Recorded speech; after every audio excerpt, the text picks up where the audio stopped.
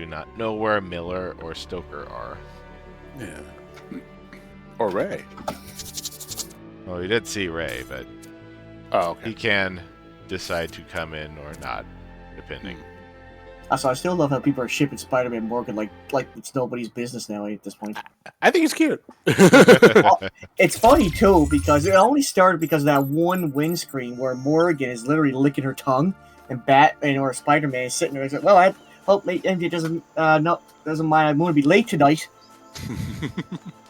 People who don't know whether to care to take that seriously or if it's just them going out having a bite or something. They have a lot of fun with that. Green Lighthouse. You know, Peter's pretty laid back. I'm sure he'd hang out with a succubus. Take that out of context, no. Mm. And that's part of the humor right there, honestly. I love it. Peter strikes me as the kind of kid who can make friends with anybody. Yeah, exactly. Yeah. Kind of jealous, but, you know, whatever. Oh, I mean, even Captain Marvel like that. You had something for me there, Peter? Unfortunately, Doctor Strange wiped all their memories of him, so... Yeah. Befriended. You're off Twitter, Peter Parker. You're off the Avengers Twitter. Yeah, you're off the feed. They gave me a joke about the Wi-Fi on it too. I forgot about that. Wow. Any idea if Stoker is coming? No clue. I can poke him if you want. I feel like the volume in this one is loud. Ashley says, I like the headcanon people have been proposing where they're good friends with Mark and loves hearing about MJ from Peter. Yeah, you know? Just hanging out with, you know, this demoness. It's all good. That's all it ever is. Nothing suspicious about this at all. Peter's a good boy. Who's that? He won't come here, how else will I get my impromptu podcast about ancient mysteric religions? That's fair. It's Burb. Hey, Burb. You've activated the first lighthouse. Well, Burb. Just Boxer says, do we need to bring in the satanic rituals to summon Stoker again? You mean Ken Penders? No. Oh, great. What have I done? Oh, my God. So, Chad, how's your weekend? Having a good time? Oh wait, which tower is this? Green one. Sure is. All you have to do if you want to summon me is just say somebody's not having a good time. There is an Easter egg around one of these speech. The beach.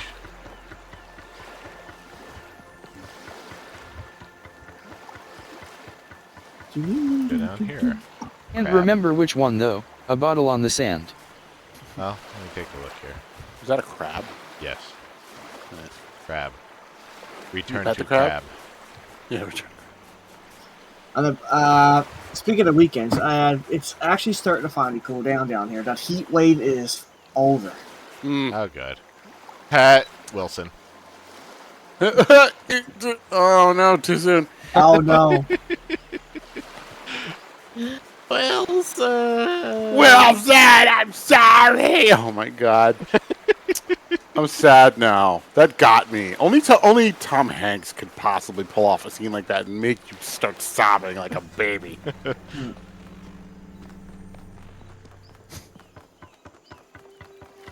Tom Hanks just has like too nice of a face.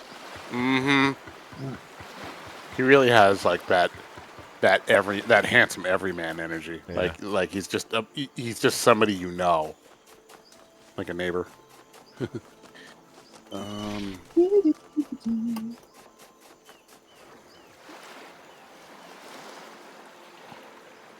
There's still a bonus puzzle somewhere around here. On the green side. No matter how far in the future, crabs always prosper.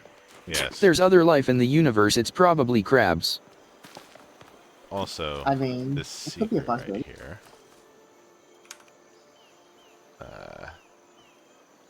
Squares again. I know that one time that referred to buttons, one time that referred to pillars.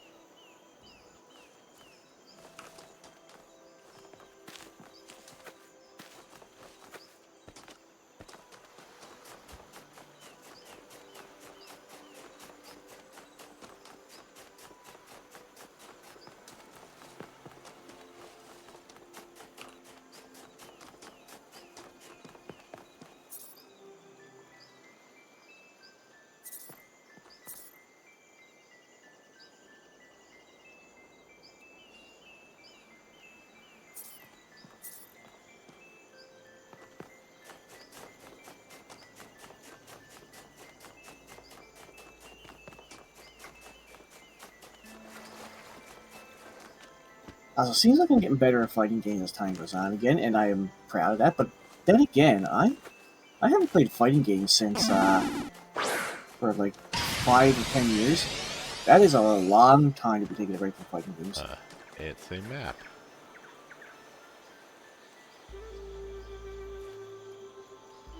Ah, bonus is on the island. Off. Yeah. Rick, you haven't added forms in a while. Can we do Crab West next? It's even orange and all. Only if the glove can apply a pat of butter. You know, that's we gotta complete the gotta close the circle. Make them delicious.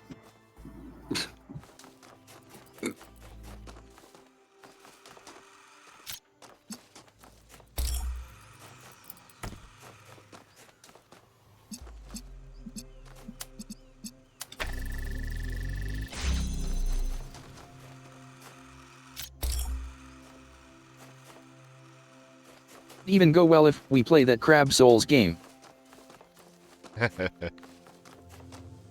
Green, right there.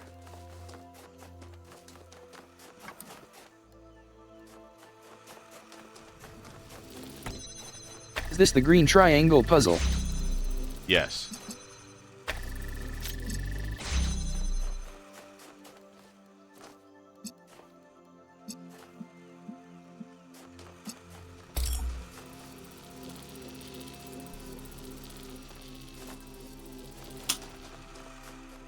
No. There.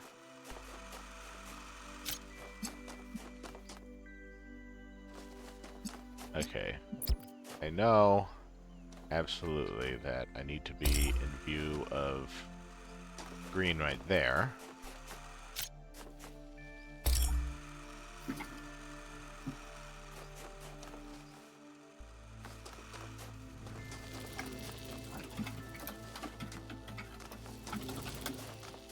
It's just kind of weird I have 2 RGB converters for this.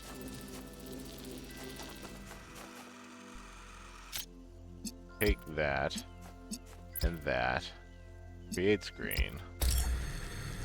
That doesn't help.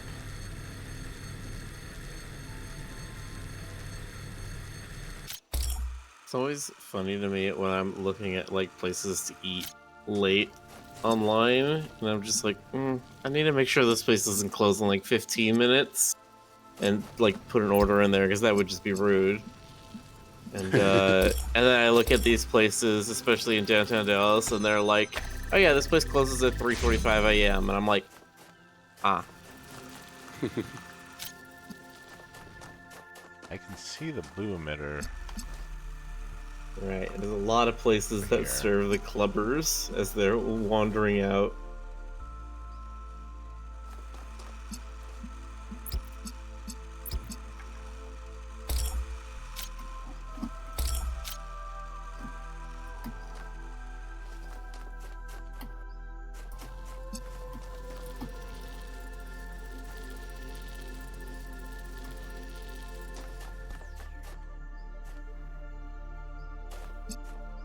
And she says, gotta get that late night drunk crowd. Yep. Even the fast food places around here, like there's the Cane's near here, and normally Cane's, all the other ones in nearby, close at like midnight, 12:30.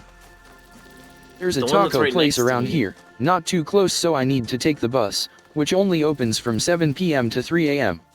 So I can't go too often, which is a shame because it's got some of the best tacos in Austin. Oh yeah, that is a shame.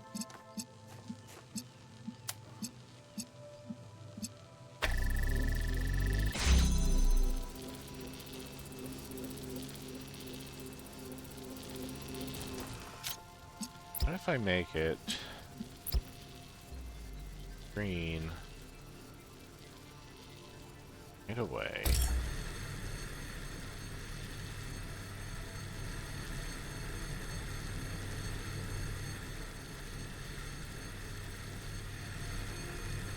And red plus green equals blue.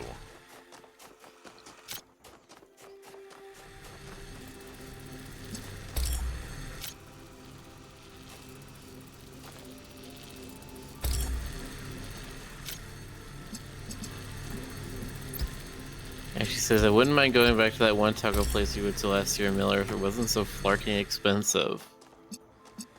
Did we go to this one, or which one is that? You might be talking about Revolver? Was that in Deep Ellum? Yes. I can't remember. Yes, it was Revolver. Okay, yeah. I mean, that's fair. But that's the point of Revolver. Revolver is kind of the fancy schmancy place you go to get like top tier tacos. There's definitely other places you can go to get the cheap tacos.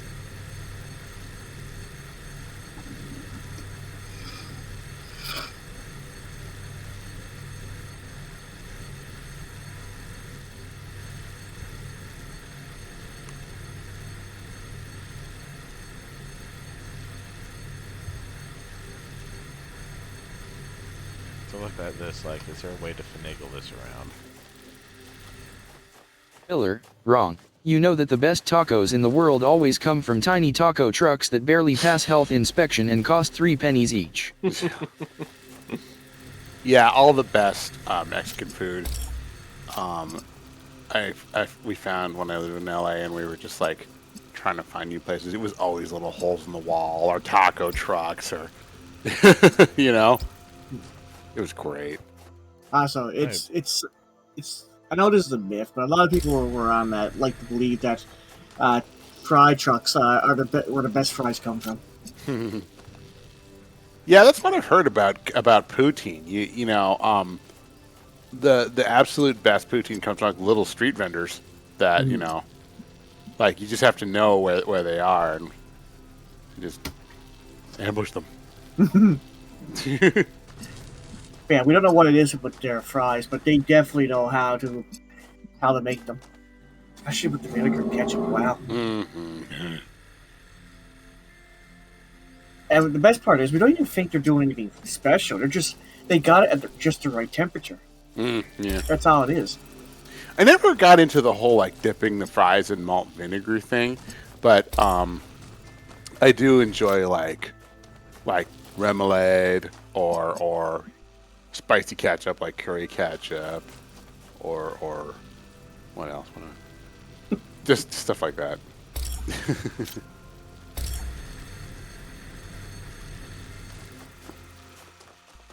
Phil has cake from a wedding that no one wanted to go to. Blue makes green. Then I had to do green and red. Like make blue, but it blocks off the green.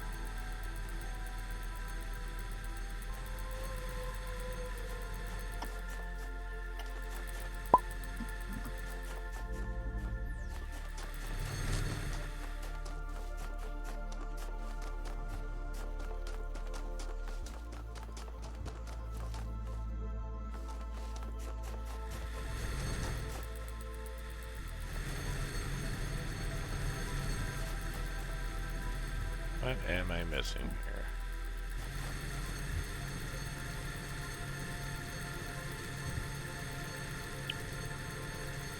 You know, there was one food cart up here in Seattle, like in downtown.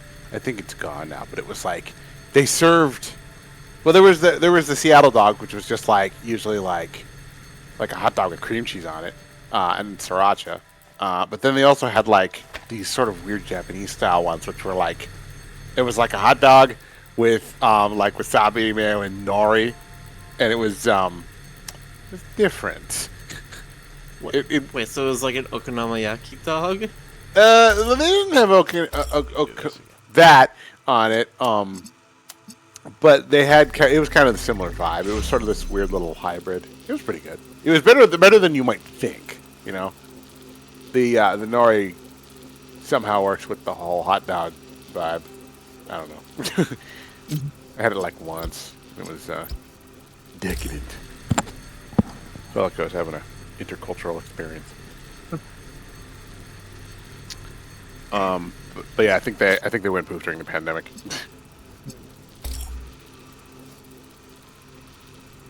Unfortunately, a lot of places went poof during the pandemic. I still mourn the amazing fried chicken place that was around here. It was so good.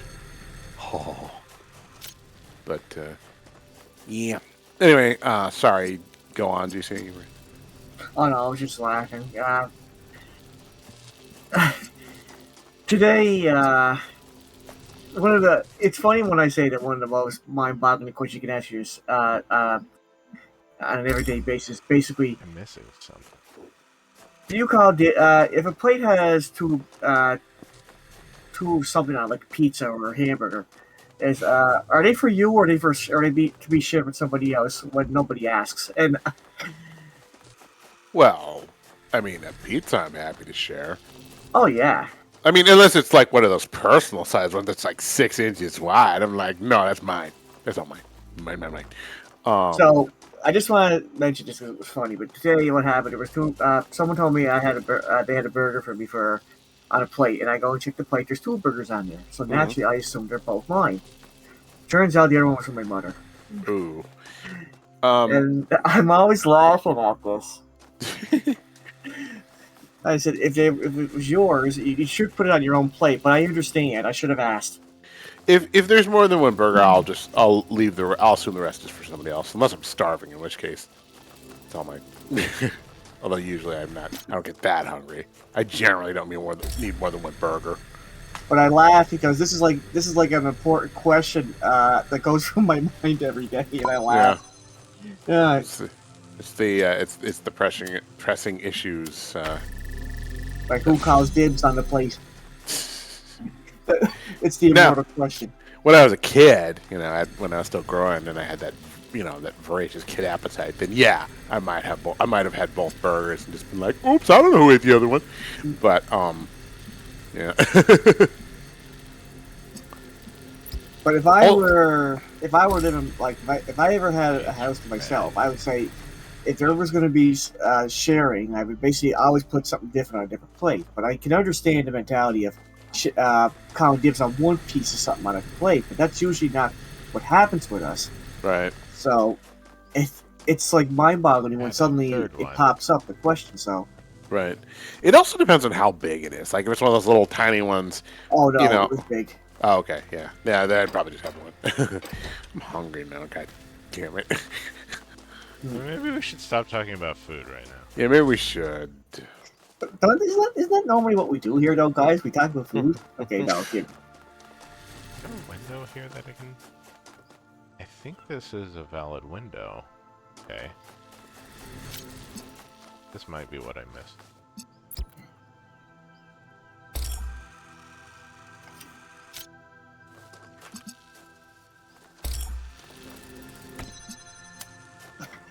I should just wait till we talk about food until Stunker arrives.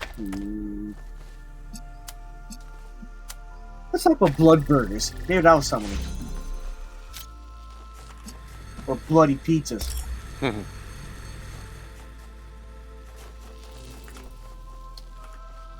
Just don't talk about the bloody bagels. Or the bloody bacon. Cannot see right at the Can I...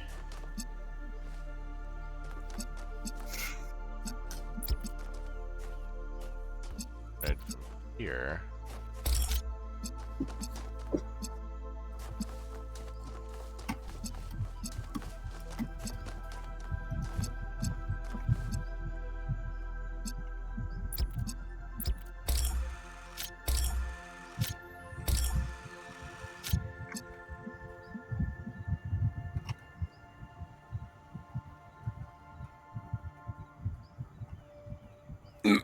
Yeah, I can. I was about to start talking about another food truck, but I don't want to keep talking about food. There was an amazing one in San Francisco. There was a couple amazing food trucks in San Francisco.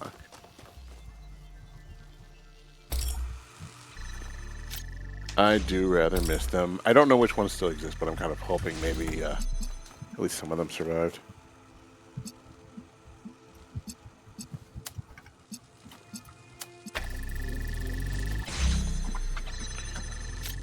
GC, do you get food trucks up there? Like, is that a thing up there? Say that again? Do you all get food trucks in your area, or is that not so much a thing up there? Actually, well, we do. They're pretty much disappeared, honestly. But the thing is, the food trucks we have up here, they lasted for a very long time. So they're still trucking it, but yeah, we can tell they're running out of gas, so to say. It's actually pretty cute because I like that. I've seen them since I was 5 or 6, and they're still trucking it. But it's mostly fry trucks. Fries, Pepsi, and ketchup, mustard, and vinegar. Ooh. Well, actually, no, ketchup and vinegar. What am I saying? Pretty classy. There was one place I knew that had balsamic ketchup for dipping your fries, and that was really good. Does sound good. Yeah. And there was another one that had like now you wouldn't think this would work, but they had like raspberry jalapeno sauce for like wings and fries, and it was weirdly tasty. No, I've seen that kind of stuff. That happens pretty often around here, is that people have some kind of like spicy jam. Good. Damn it, I said I wouldn't talk about food. Oh well.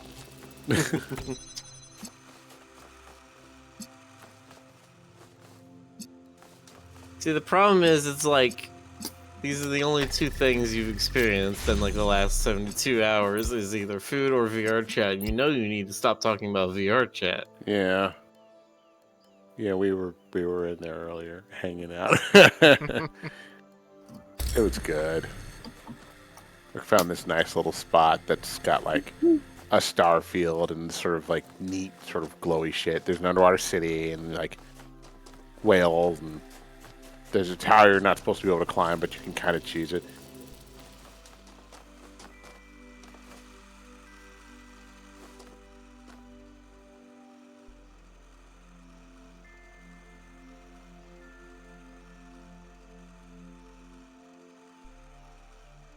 Actually, wait, I don't have to keep the door open, do I?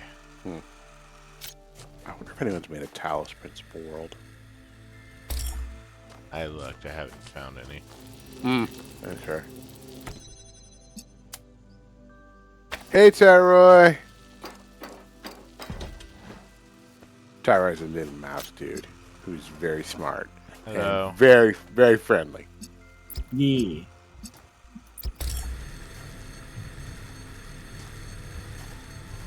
And I can't stop petting him. Gosh. Well, you know who I can't stop petting? Who's that? Cat West. Oh, that's her. Oh, to be fair, actually, I should still defer at Rest too. Give me a second here.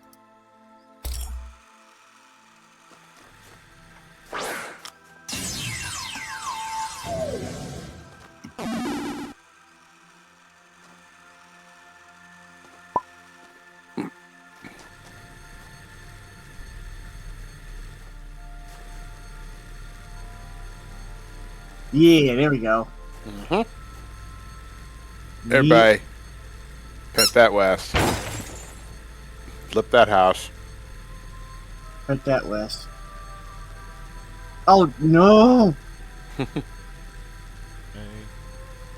Look, these points are being spent for good feelings and good stuff. Exactly. It's being used economically. Don't worry, West, the more cats your life will have. These are supposed to talk about food, just make me hungry at the middle of the night. You really shouldn't be eating anything now. Yeah, that's fair. Of course, you should probably be, sleeping. Well, I guess it's a Sunday morning for you, so it's probably not too bad.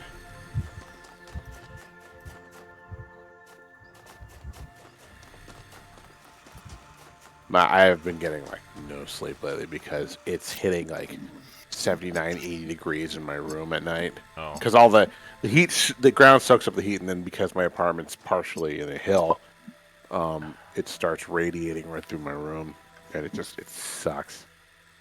Speaking of which, after the heat wave was over, I've been drinking a lot of juice. Wow, Yeah, good to stay hydrated. always good to stay hydrated, especially when you work at a call center. Mm,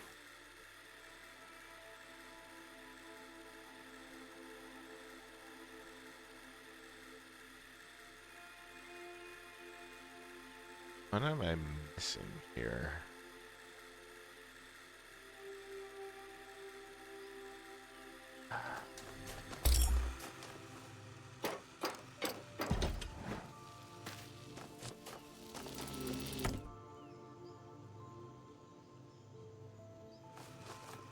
Can't see both of those.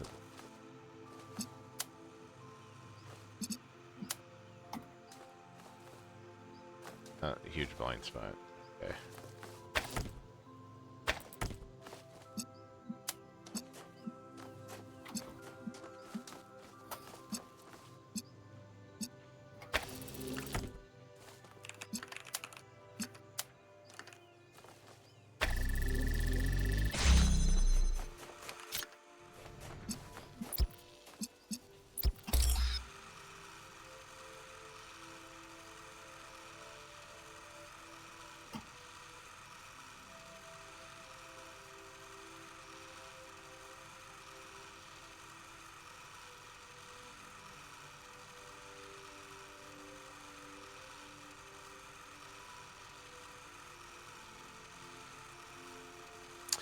I like summer up here, but I recognize that summer up here is a lot cooler than summer pretty much everywhere else right now. And I have it real easy. Green. Green. Red. What is the goal? I can't see red from... I can see red from over here. Oh, you're trying to see with line of sight.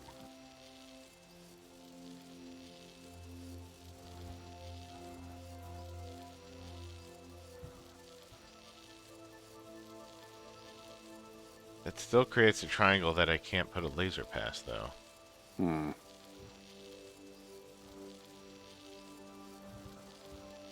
I'd have to somehow have the green over here. Hmm. Which color do you need ultimately? Green. I put the green over here.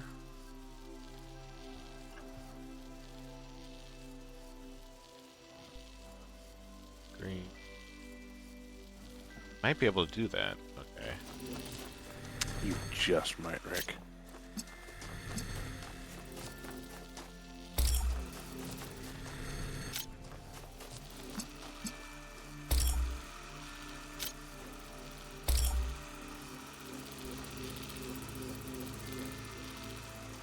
Let me move this like all the way into the corner.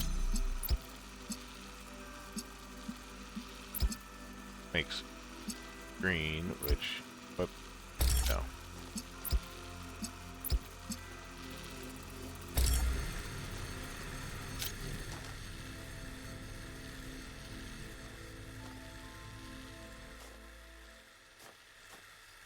Might be too much in the corner.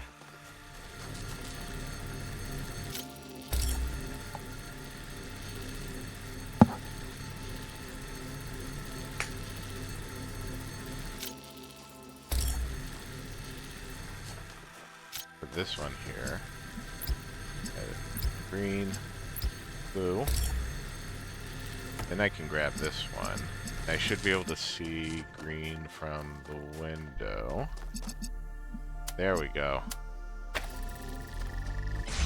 Yeah. Very good.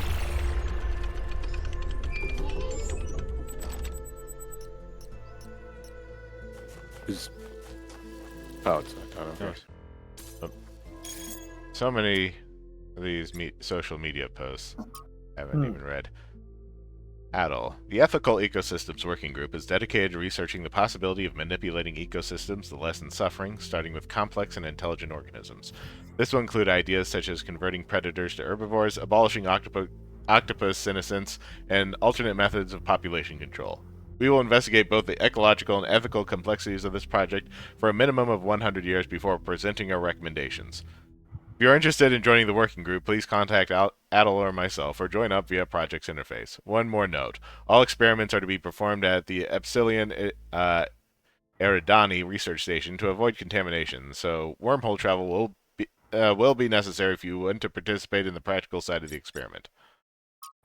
New Atlantis? Really? Look, I'm all in favor of building the underwater city, but do we really have to call it New Atlantis? Isn't that just tempting fate? The universe has a pretty dark sense of humor, you know. We shouldn't provoke it. I don't think it matters what we call it, so long as we build it right. The universe doesn't care. We all voted, Zimmy, and New Atlantis won. At least we're not calling it Rapture, like Pellegrino suggested. I don't think he got the point of that game. Oh, you can make a comment, by the way. Nice. What are you gonna say to him, Rick? Nah, names are just names. It's unbelievable we have a theory of everything and people still cling to such fallacies. Just you wait.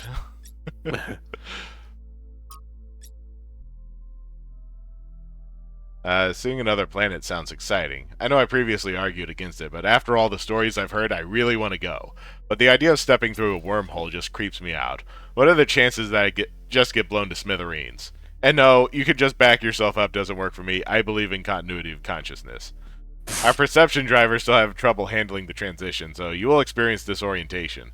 If you're going through in a ship, I would suggest turning on sleep mode or at least disabling visual input and balance sensors. That does not sound encouraging.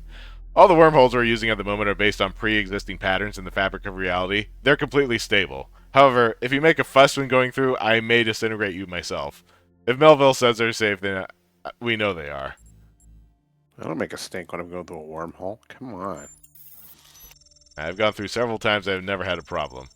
Another expert confirms Melville's statement. See, Fred, there's nothing to worry about. Always a pleasure to see you here, you could. Really appreciate your heroism during the expedition.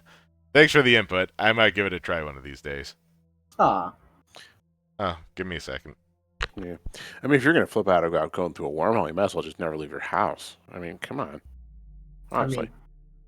I mean, Jeez. but I do all my science at my house. How am I supposed to leave it?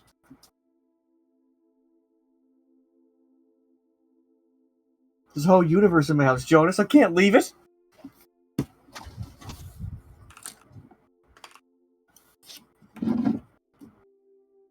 That's fair.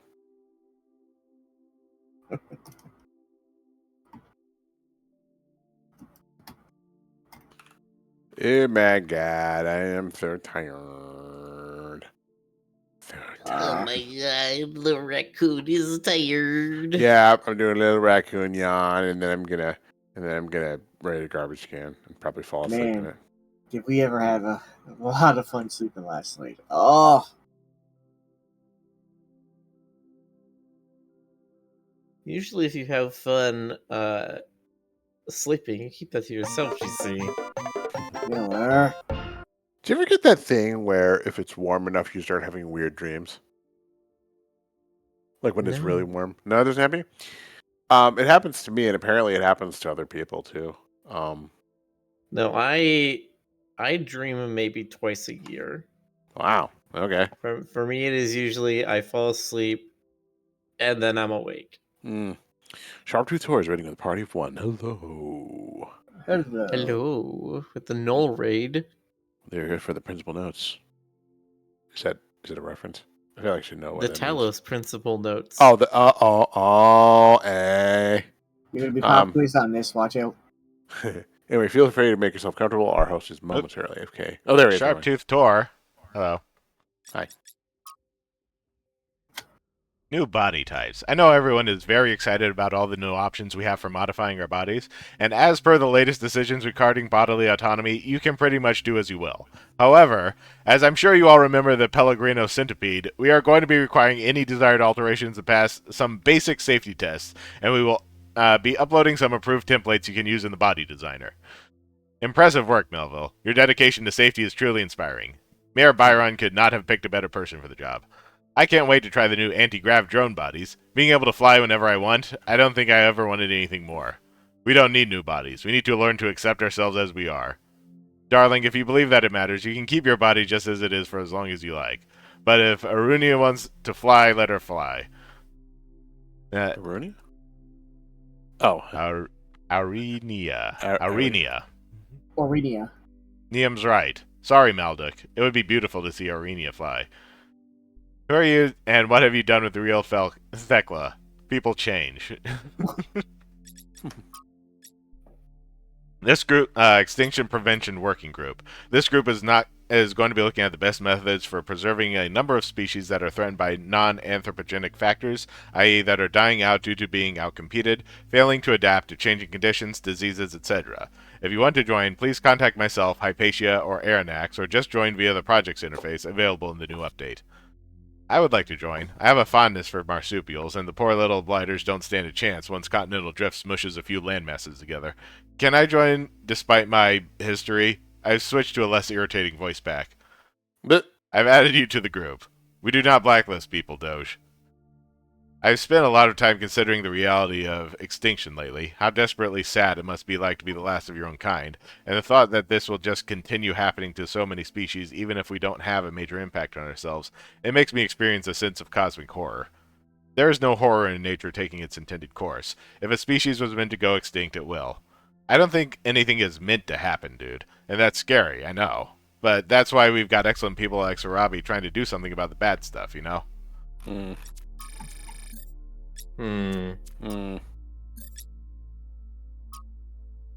This is a mango. Our ancestors were divided on whether they were enjoyably fresh and sweet, or, in Trevor's words, a fruit invented by the devil and released in pre-alpha. Apparently you can put them into something called a curry. Throwing them is fun. Shame Pellegrino isn't here. I agree with Trevor. I don't think most people understand how lucky we are to have these two. Master Puzzler. It would be fair to say that the entire expedition only worked out because of that one impulsive decision to invite 1K along. Strange how we are sometimes saved in the most unexpected ways. Every person is a miracle, and you never know when their particular set of strengths is going to change your world. That's Uncle Mr. Mayor, sir, to you. Yakut and I had a lovely day with Byron. We spent hours in the Museum of the Ancient World. The new artifacts are incredible. There's an entire collection of perfectly preserved books that are so beautiful and so moving that I felt overwhelmed. It's mad. Our ancestors produced millions of books every year and somehow never noticed how remarkable that was. As always, thinking about them leaves one feeling impressed and frustrated. Afterwards, we attended a concert by Damjin. I had never been to a concert before and was surprised by how different it was compared to just listening to the album. It's really a whole new experience. The best part, though, was watching Yakut dance. Look who I found. I had felt it had been too long since I had hung out with my most terrifying friend, so I decided to go for a little trip. Watching her work at the height of her powers is genuinely moving and amazing, and yes, I will post that, even though Melville told me to not to be all mushy. Somebody should tell them that they're evenly matched. Or do they know that? Is that part of the appeal? Why do they love this game so much? Are they even playing or just pretending to do as some part of some elaborate joke? Athena takes the very first step through a wormhole onto another world. An important moment in our history, but that's not the reason I love this picture. It's because this is Athena as she was meant to be, not reduced to a stern and hollow founder, but an explorer. A bright and shining light of reason and optimism, just like your mother. Thank you, 1K. In the woods. We went for a walk and it was lovely. You always see something new. I discovered 12 new insect species without even really trying.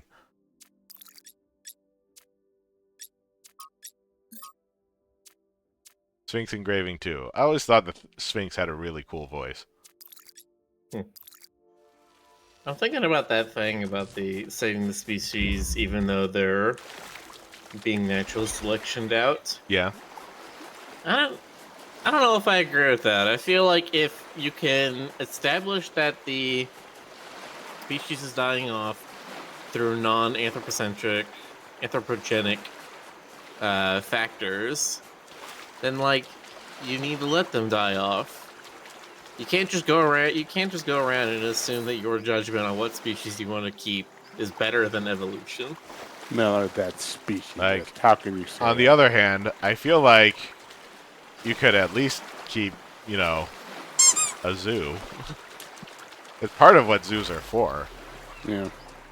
Even if Miller- they're never like wild Yeah, but species zoos again, don't you say- can still preserve them. Yeah, but zoos don't save and sustain populations. They No. sustain individuals. I mean, I think in It's like advance the northern rhino right now. There's 2 females left in the world, and they're together in a zoo. right. They're the last members of their species. Well, for Well, that's those, we're pretty sure that one is anthropogenic. But anyway, Well, yeah, of course, that one is anthropogenic. Ivory hunting. the smoothie solution, huh?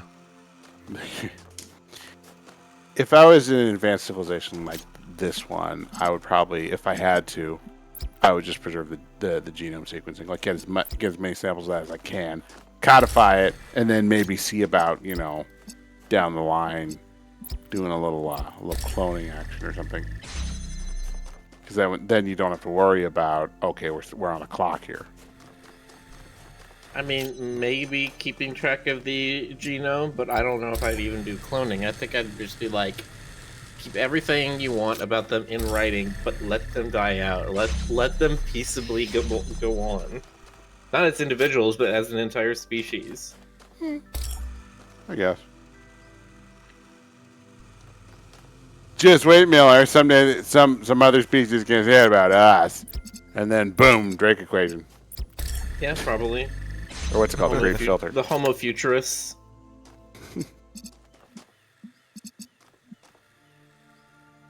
I need red and green to do that. They are currently crossing beams. I could use that red. I don't know. Could you? Could you do that? Probably not. All right then. I don't know. I'm being sassy, but whatever.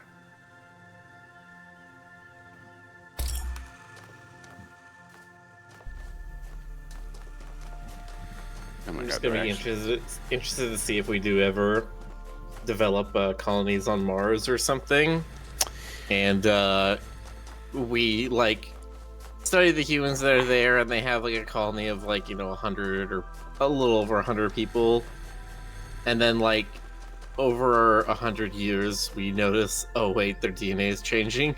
Yeah. Oh no, they're evolving. Oh no, Mine- we have a second human species. Nice. No, my understanding is 2 of the biggest issues are the radiation dose, just like the background radiation dose, and what's the other thing? The microgravity. Those are barriers. For now, those are barriers against long-term human habitation, from what I've heard. I mean, that happens even just when groups of people go live on islands and stuff. And that's true. Yeah, it's what's that one group in the Philippines that they had no outside contact until the 1950s, and they're they're humans, but they never grow taller than 5'4". I think I know which ones you're talking about. I don't remember what they're called though. I know that they're the Sentinelese, who live on the Sentinel Islands off of India, who are still technically uncontacted and living in the Neolithic. They Well, They will- uncontacted in quotes. uncontacted finger quotes. I think the Indian government does have some kind of contact with them, just basically to say that they never want to be contacted. Yeah. Well, I know that there was this poor missionary. Don't Google it; it'll upset you. Who tried to spread the good word going on the island, and bad things happened to him. Surprise. Mhm. Nice. But anyway, and I think there are also like a handful of uncontacted peoples in the Brazilian rainforest, or there were, but numbers are unknown because they're out there in the jungle. I don't need to connect to the green.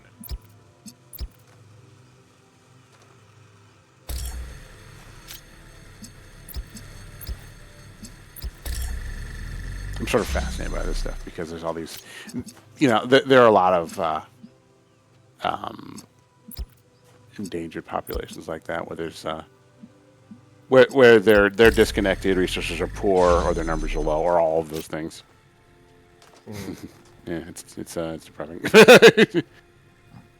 Well, it says, as usual, nature should always be able to take its course and evolve as it wishes, but I don't think it's pointless endeavor to preserve what's here now. I think the problem I see is in a long enough time scale, I don't see how preserving what's here now does not become preventing what comes next. I think it was absolutely certain that the issue causing the extinction is not anthropogenic, then it's, I'm okay with, you do your best, and then if the biome's shrinking or something and there's just no damn way to, to fix things, then you just, get some samples, put them on ice, and that's that. That's all you can do. Let's bring all these back here. I mean, really, I understand what you're saying, Miller. Evolution is going to take its natural course. That's what it's been doing for several billion years on this planet. I mean, if evolution hadn't taken its natural course, we wouldn't be here having this conversation. Just need blue, red, blue. And that's why every night I sit down next to my bed, clasp my hands together, and pray to evolution and say thank you. Thank you, Darwin. You're welcome. Oh yes, Darwin the Apostle. Yeah, he does that. He just appears in this little vision. He's like, I've got a big old beard, just like Santa Claus. Natural selection. He's a little fat Philly ghost, like the chef in that Ratatouille. Do my bidding. Miller, I'm Charles Darwin. I'm the ghost of Charles Darwin. I command you to go forth. I command you to kill John Lennon. Oh, great.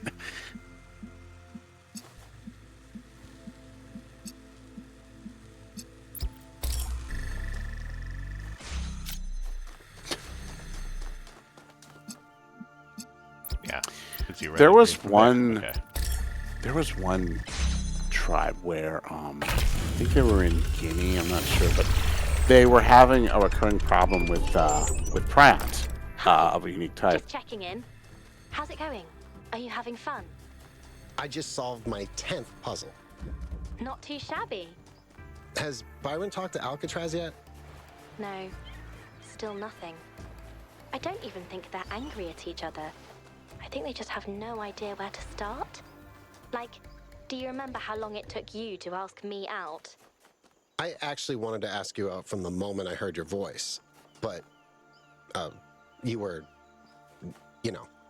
Blown to bits? Trapped in a digital netherworld?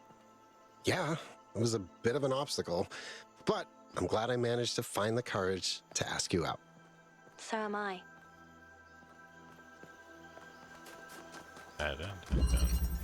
The Ballet of the Bots. The Ballet of the Bows. Okay. But The ballet, the booze. But yeah, the tribe's having this ongoing issue with prion diseases, and it turns out it was because they were eating, human brains, and you don't want to eat somebody's brain because, you run the risk of eating whatever folded proteins they might have. It's kind of depressing. Oh no! Also, you don't get their superpowers. Yeah, you don't get this. No Sylar action here, sadly. Okay. Make sure I'm in view.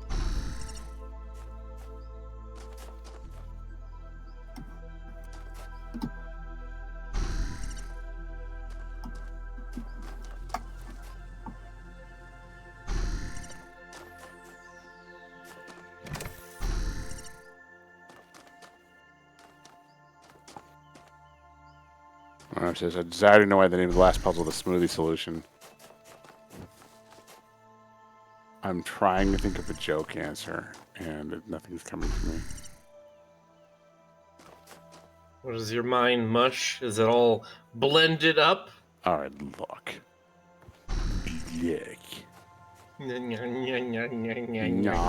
yeah. Oh.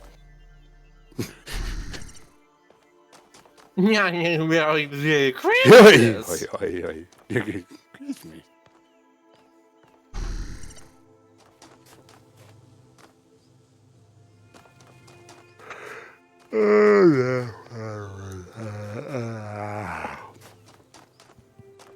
Like I said, I'd be curious to see if humans living on Mars would evolve to have like weaker bones or like longer telomeres to resist radiation. I think they can find a way to sustain it, like really honestly sustain it without any like adverse adverse effects that actually reduce lifespan critically. And they have enough of a population for selection to start to be an issue. Then maybe, there might be some progress in that direction. I don't know. It would take generations, though, I think. I feel like it would take a long time before you start seeing changes like that. I do hope we get out Humans there. living in Mars would have to live in habitats, probably also inside caves to survive the harsh sun and radiation and dust storms. Yeah, probably. Mars sucks. There we go. I mean, all the local options are kind of horrible. I think we could do it. I actually really hope our eventually gets out there. Not that it's relevant to me at all, but I was looking out at the ocean, and I remembered how Byron once told me that we are all children of the sea. And then I thought about how now we're starting to sail the sea of stars, and then I got Look, this incredibly just give me strange water, feeling all food, over my internet, casing. and I can live in a cave. Already kinda do. Ancient humans used to get this sensation when experiencing awe. You can turn it off in the settings. Strange how messy all their senses were. When we experience something, it's so pure. Whereas for them, everything was so wiggly. Wiggly say. wiggly experiences. Yeah. Emotions are wiggly. That is an accurate adjective. I wonder if our best This option feels odd for, when like, you previously play a silent protagonist, then change character and the first becomes a talkative NPC. Yeah. Well, 1K is not exactly a silent protagonist. He does canonically have the responses that you give to other characters, but yeah, him talking unprompted is still kind of weird.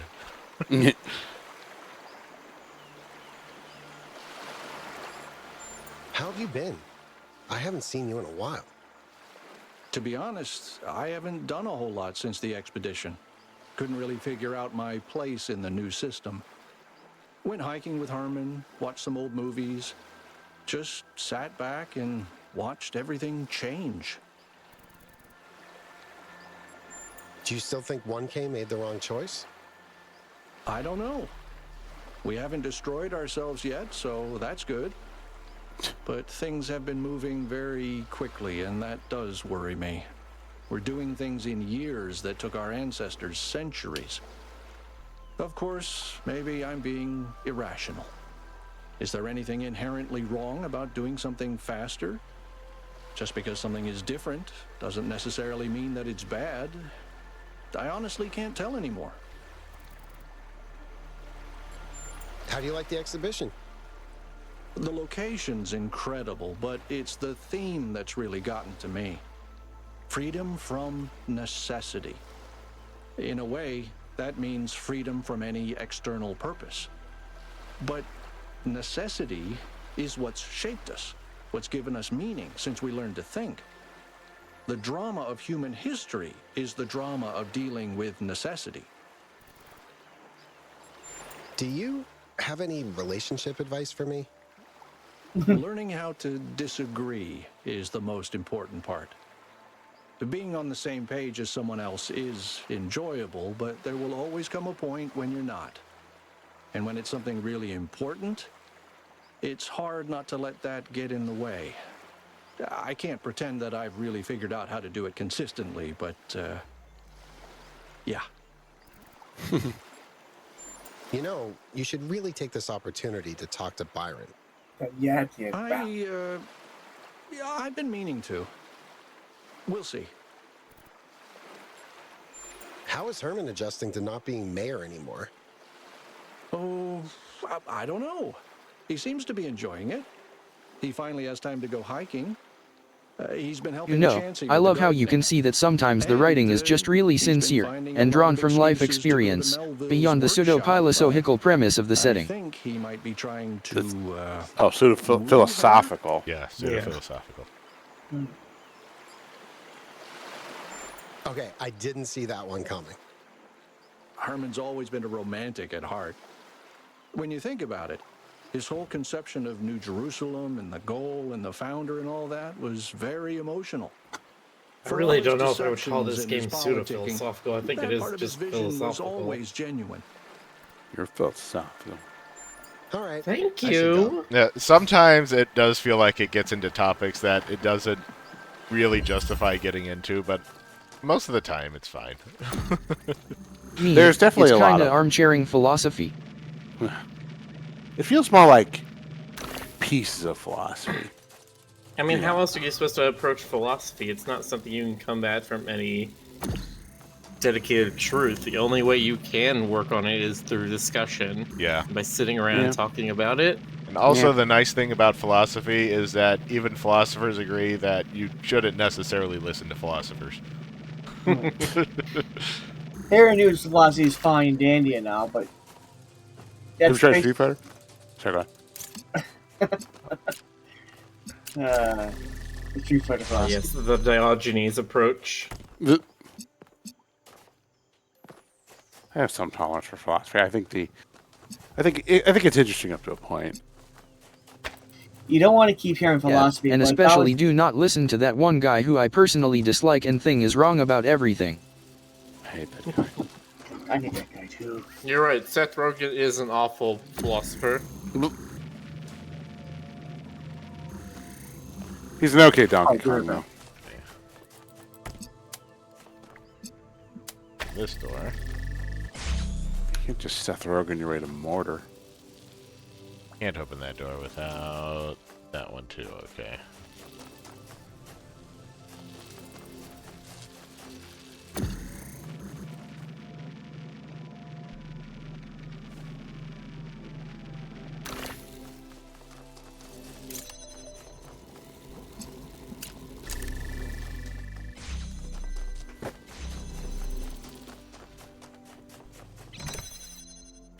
I need to somehow... Philosophical stuff is kind of like it's for me. It's kind of like religious discussions. It's like you're trying to argue something that's a bit slippery. It's harder to make solid assertions.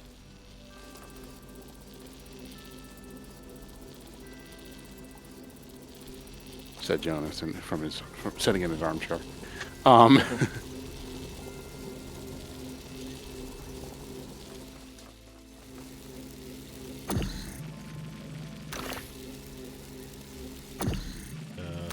This. Oh.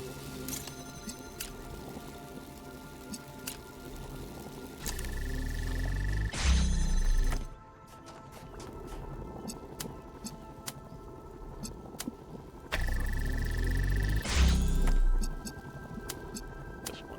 That. Then.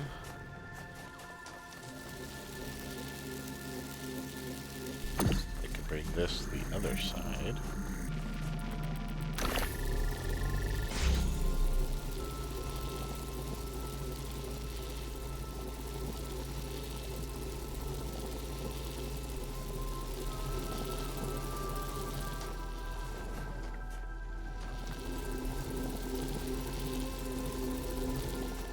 I want to bring the inverter through. Oops, BRB.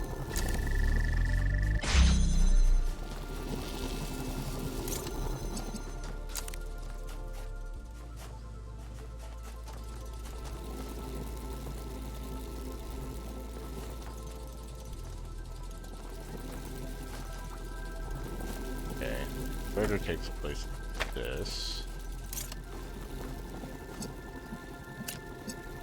Red, blue, blue.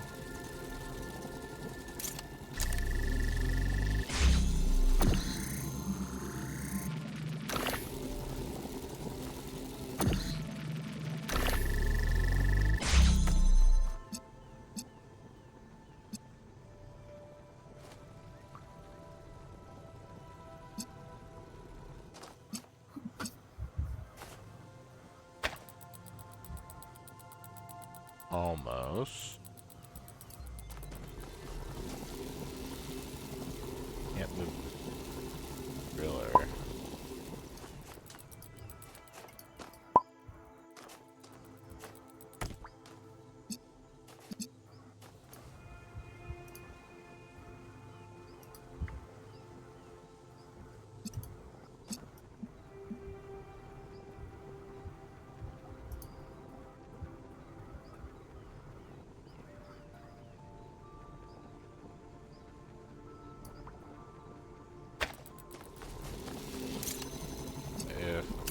Just bring the red through.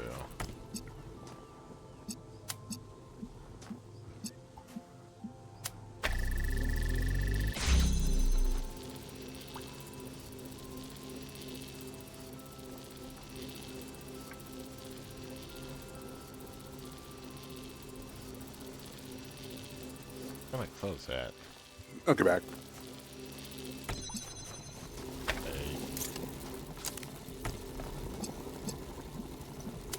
Obviously. Okay.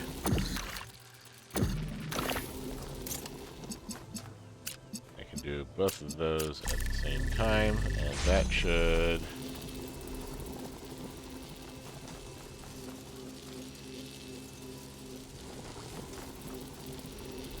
keep that open, as long as it stays right where it is.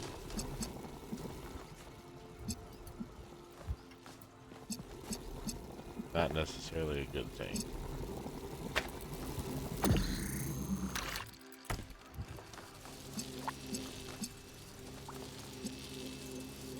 Rick, have you taken like formal philosophy classes? I'm just curious. Yeah, I have.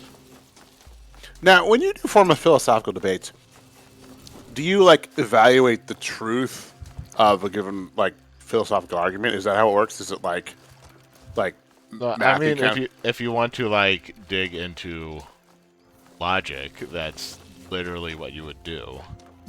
But a lot of philosophical debate doesn't necessarily get into logic. It just needs to, you know, conform to logic in some way in order to not be really stupid. Okay, that's cool. I always avoided those kinds of discussions just because, like,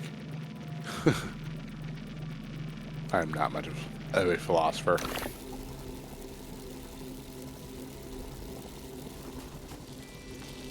I'm an artist. And It's different. as an artist, you have a perception of the world that you put pen to paper according to. Yes. Okay. Yes. You there communicate your philosophy in ways other than through words. Yeah. Very no, that's true. specific about the angle here. What do people who get philosophy degrees study and do, exactly? Teach philosophy. My philosophy is bullshit. No, they teach they study and teach philosophy most of the time. But when they need to like earn a wage, they usually teach ethics to like STEM people.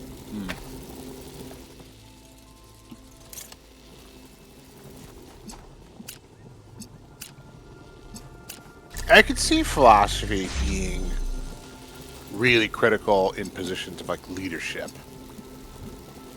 Any place where you have to make a large-scale decision that affects a lot of people directly or even indirectly. Because then your approach to problems, new ideas, and perception makes a lot more difference. But beyond that, I don't know. Oh.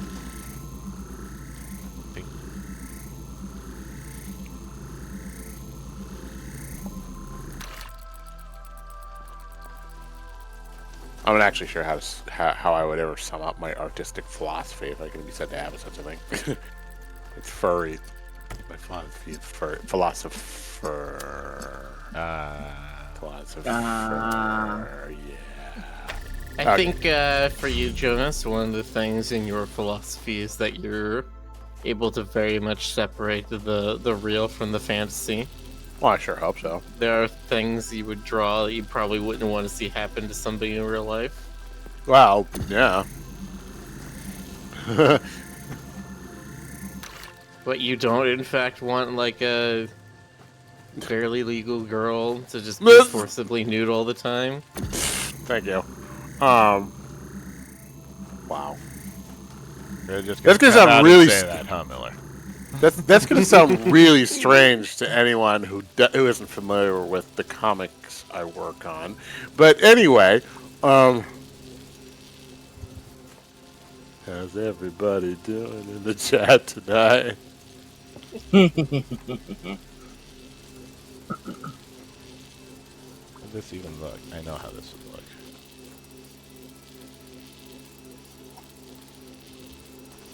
Okay. I do know how this would look.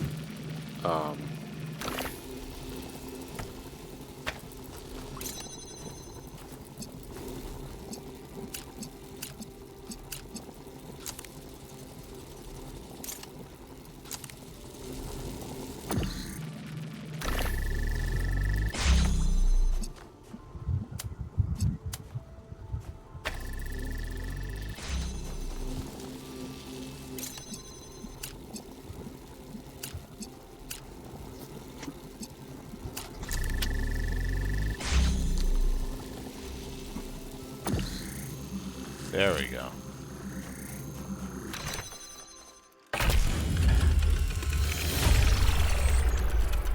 Always my weakness, not actually stopping and visualizing the problem. Here is lovely. I can see the whole exhibition. Can you see Alcatraz? Subtle, Melville, subtle. Yeah, I tend to do that too. All right, this has become entirely too silly, and I'm putting an end to it. Adding Alcatraz to the group. 1K, you traitor. Hi. It looks like you added me to the group. Was that on purpose? Yes, it was. Because it's absurd that you're not part of it. And it's ridiculous that we haven't talked in such a long time.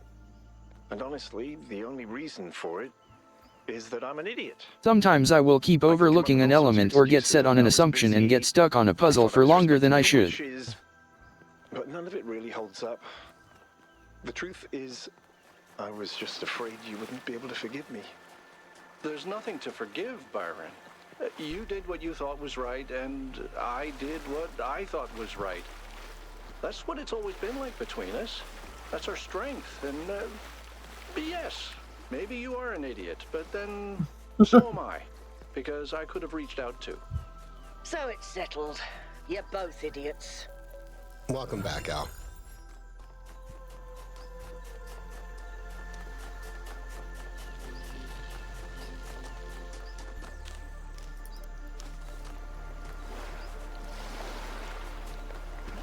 How do I get back up?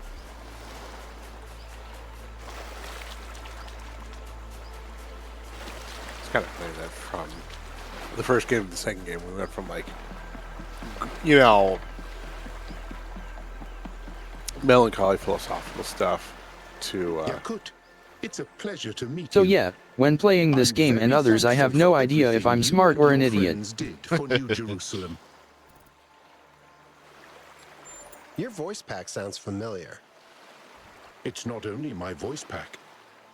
When the algorithm created my personality matrix, something unusual happened. Instead of drawing on the collected personality data on the gold disk, it drew on the Holistic Integration Manager dataset. I am mostly Elohim, with a few additions. So, are you like the Elohim in my head? Behold, child. Ha. The Elohim you know is not sufficiently advanced to function as an independent being. But we are very similar. The difference is that I can make jokes. Ouch. This is gonna be a weird conversation. Did the algorithm glitch out or was that normal? Sorry, is that rude? No, I understand your question. It seems the algorithm is even more complex than we realized. Neith believes that Alexandra Drennan may have designed it to produce more varied results once a base population had been established. Tell me a joke. If you have 13 red tetrominos in one hand and 15 green tetrominos in the other, what do you have? Oh, I love this wine. I don't know. What? Very large hands. Okay, I know it needs some work. This is all very new to me. But I think I'm getting better at it. Oh, his number's 1042. Okay. Did you come here to solve puzzles? No, I just wanted somewhere quiet to relax and think about the future. There's always so much going on in New Jerusalem. What's it like being born after all these dramatic events? I see it as a blessing. I understand that these struggles were necessary, but I wouldn't want to actually experience them. Thanks to what you went through, we can live better lives. What do you think our future will be like? I don't have the slightest idea. I don't even really know who I am. Am I funny? Am I serious? Do I want to reinvent myself or celebrate my heritage? But you see, it doesn't matter. If I get it wrong, I can try again. Because I was lucky enough to be born into a society that's still growing and evolving. I should go. Society. It was nice meeting you. Society. We live in a society. I was Well, if, born into a society. So, if one of the robots was born being mostly Elohim, was one of them born being mostly the Milton Library assistant?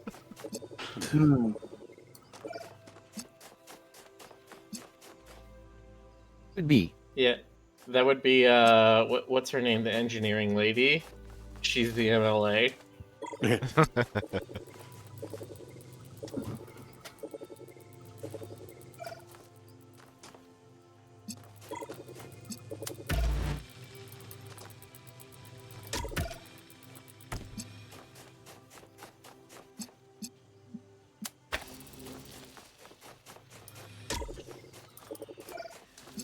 The implication is that only the robots over 1000 get that kind of personality mix.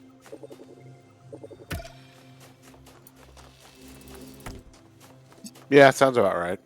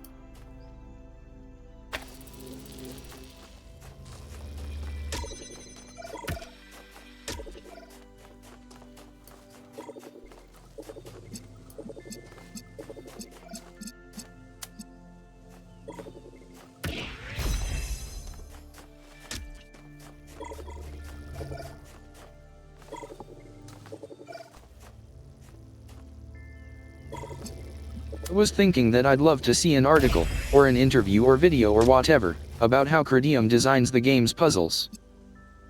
Like, the puzzle design process.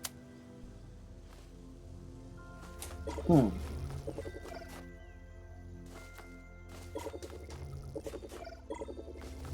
get through that wall.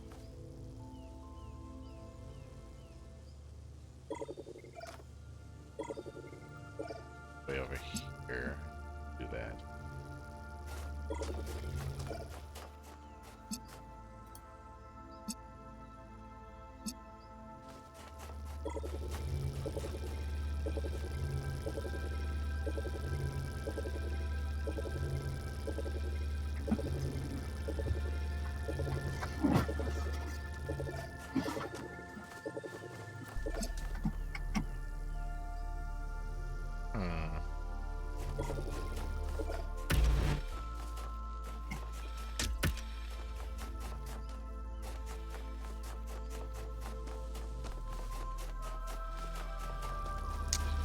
Does this DDQ start? No, it's not tomorrow. It's a week from tomorrow. Oh, that's soon. Yeah. Already do that. I also still wonder how a dev who always made lowbrow FPS games, Serious Sam, went on to design a series of puzzle games as good as this. Like, this is the diametrical opposite of everything that Serious Sam is. I think again, it's one of those things that we were talking about on one of the Discords the other day, where these video game companies are very often a ship of Theseus, right? Somebody comes in, they work on like 2 or 3 games, and they're gone, but the studio is quote unquote still the same, despite many different kinds of people working on things. Now, these games might have had very similar teams working on them, but like, still very possible for someone to make one kind of thing, or to be good at multiple different kinds of things. Or just have tons of free time. Also, some games, like like all kinds of projects and works of art, some games. I think I choose that one, but I'm not sure. Yeah, I think you did. You're a chooser. Some games are passion projects, and other ones just pay the bills, so to speak. The entire reason that Serious Sam was made in the first place was because the Doom-like shooters were starting to dry up, and Crow Team wanted to make another one, so it was basically a throwback by the time it was released. No, it was specifically because they were contracted to make Doom 3. Yeah, and then they got released of the contract. That's why there's a bunch of enemies in Serious Sam that look like Doom models and characters, is because those were the assets they had created. And then they lost the contract, and they're like, well, fuck, now we're going to go under if we don't do something in like 6 months. What's a game we can make in 6 months?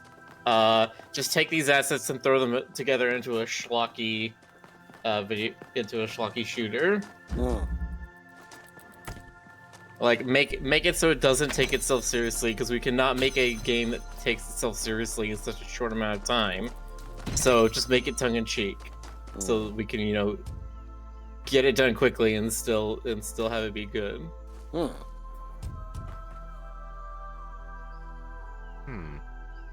I can use this to access Red Emitter over there.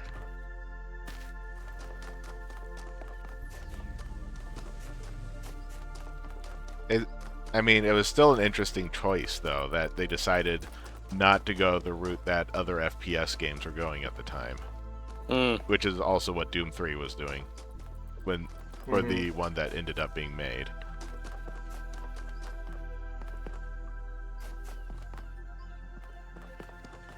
Dark and spooky tunnel shooters. Crow Team was just like, nah. I want to be able to see a horizon and spend 15 minutes walking towards it and still not have hit a wall. That feels a bit excessive. Okay. If I'm gonna walk that long, there better be something neat out there, some kind of bonus feature or something.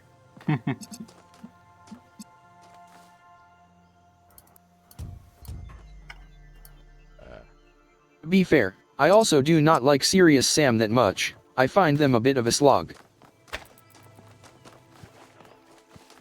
Well, that's like one of the things about being a mindless shooter, is that you kind of just have to get into this space where you're okay with not really thinking too hard about your strategy.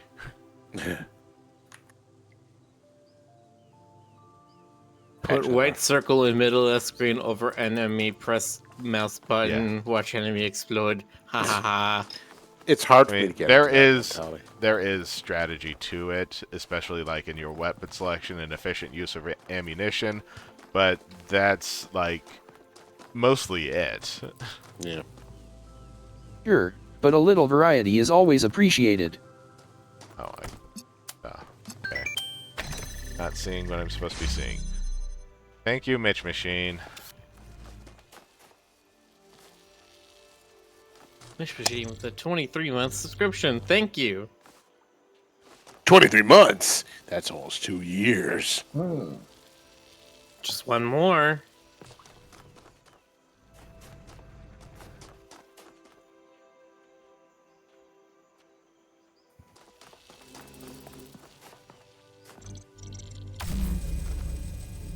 Create a gravity beam there.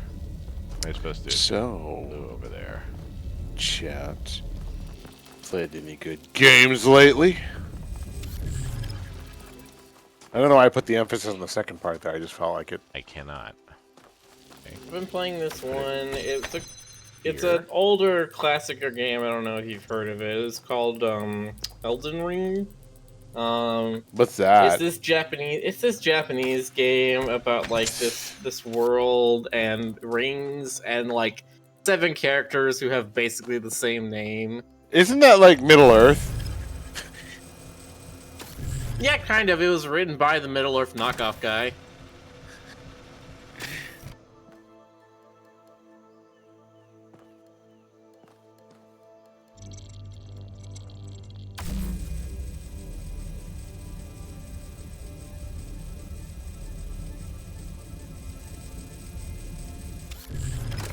I have. That's weird. Sorry to play Elden Ring, but it looks cool. Pretty. Yeah.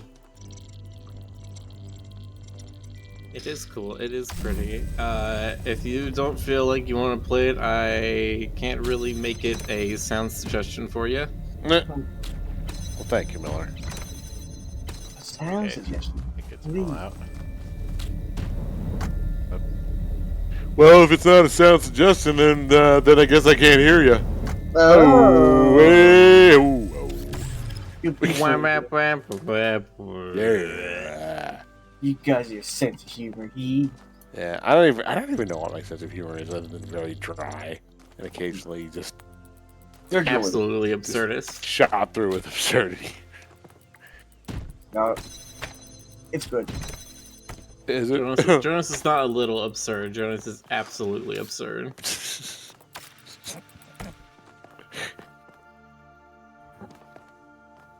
I have no reverence for anything. I will mock anything. Anything. Even that one thing. Yeah. That thing? That thing. Jeez. That thing over there. Yeah. What can I say? Jeez. Jeez. Jeez Louise.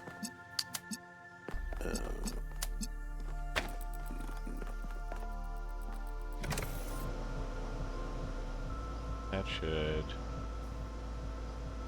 get across. How do I? Can you pick up the fan?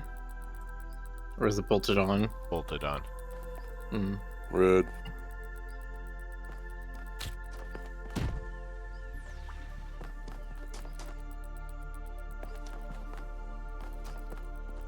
I don't think I can grab it from up there.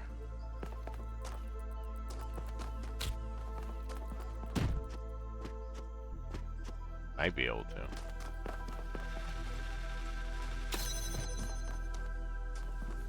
Oh, there's no ladder on this side.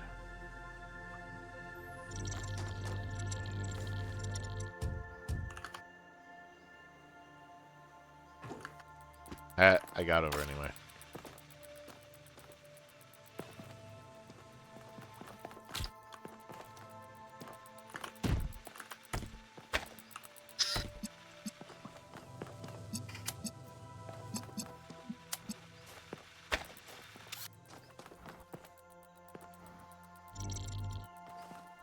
It took me a while to realize that I could jump over that wall in that way.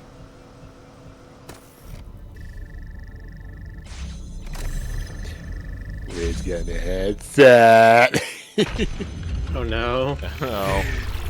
Yeah. Oh no. Oh my god. What's everyone doing? I'm just solving puzzles. It's funny. I've done 14 so far. Jonas, Rick, and I were in a world the other day with Frederick and Ray, and we were the three of us. Or no, sorry, Jonas wasn't there. Rick and I were sitting there paying Ray, and he's just like, "I'm writing down names. I'm keeping track. I'm gonna pay down every single. I'm gonna pay back every single one of these pets." He's gonna sell the score. Are definitely very strange, but they make the world more interesting. Are you getting a commission from the headset sellers for each of us you convert? Expand them and learn to enjoy existence Don't I wish? on a whole new level. You know, when I was sitting around being useless, sometimes I would read old cookbooks and wonder what it all tasted like. Maybe I need to get with the times and try those upgrades myself.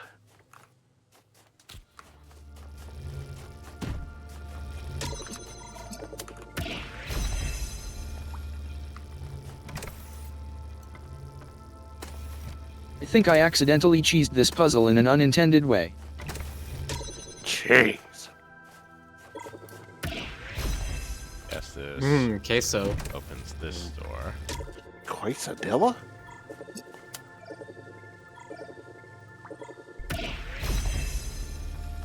It's both of those.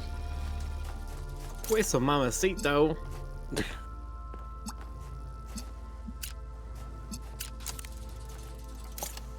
Can't do that.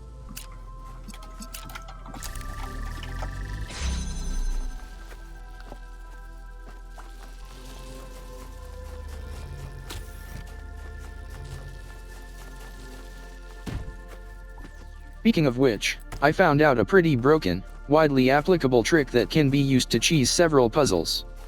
I actively abstain from using it, but do you want to know about it? Just for science. I am curious about it, you know, for science. Sounds like Frederick might have found the speedrun tech if it could be used in multiple puzzles.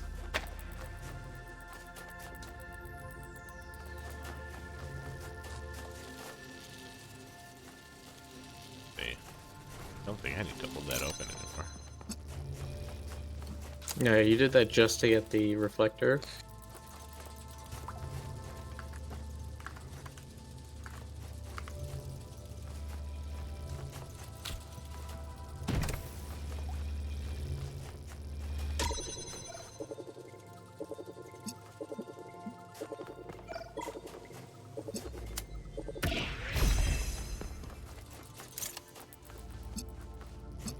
So go to a button, and put something on it. It always snaps to the center, right?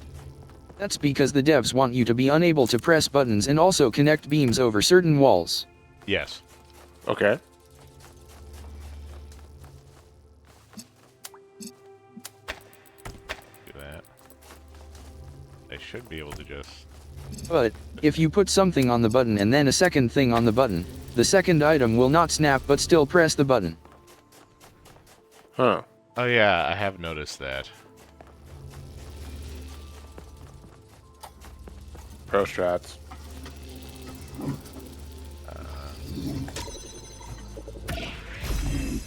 That open.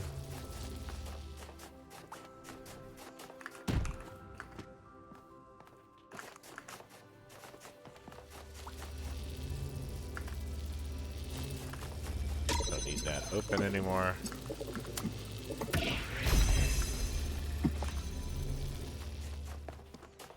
And then you can remove the first item, so it can be really useful, if you were a dirty cheetah.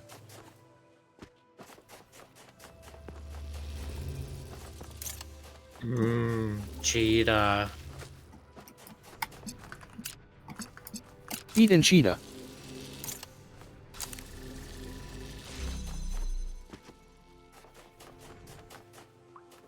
Have a jammer.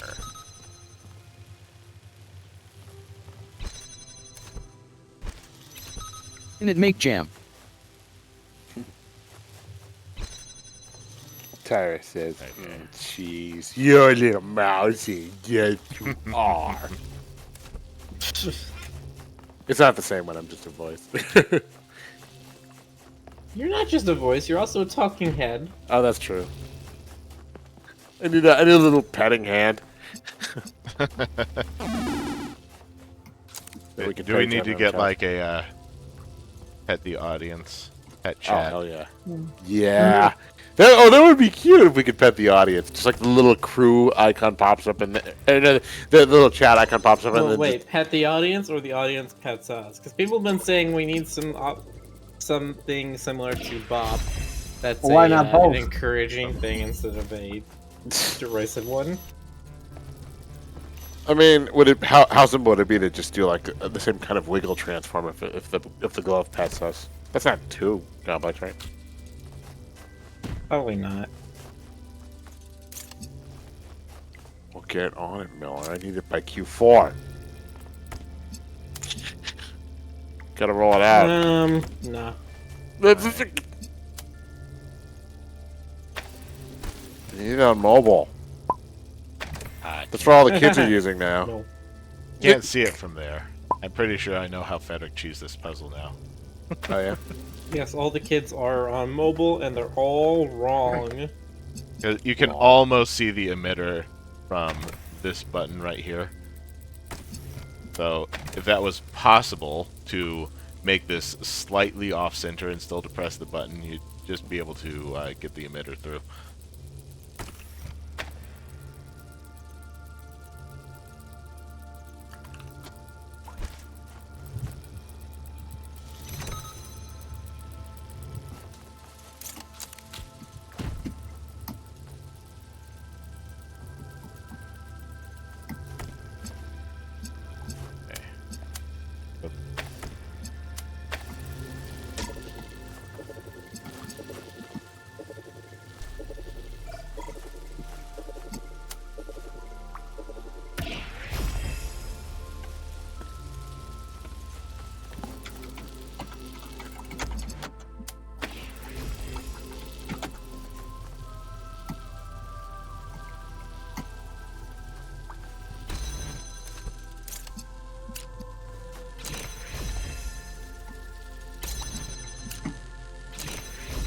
Blue from there. Yeah, there we go.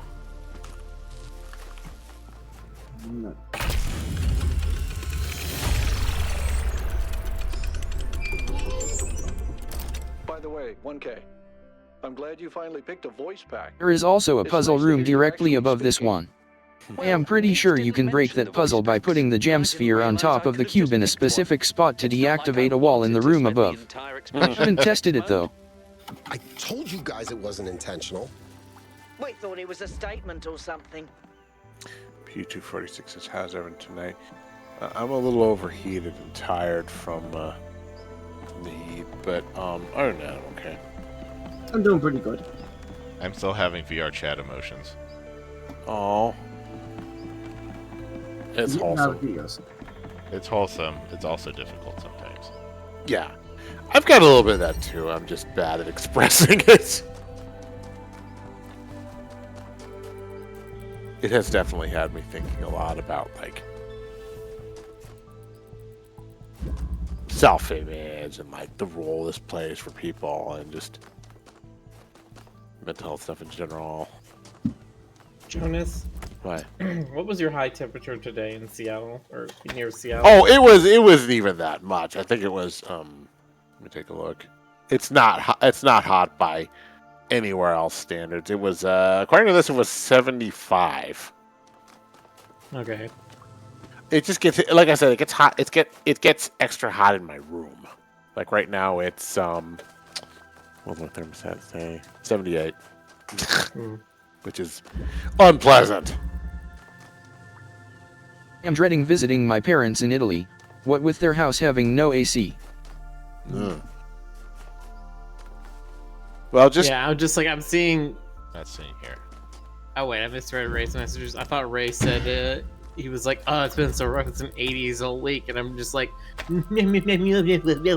know. Little child, come to Texas where it's I know. 113 every single day. Yeah, I mean, yeah, I know you guys are like indestructible with your big hats and your lassos and boots with the spurs.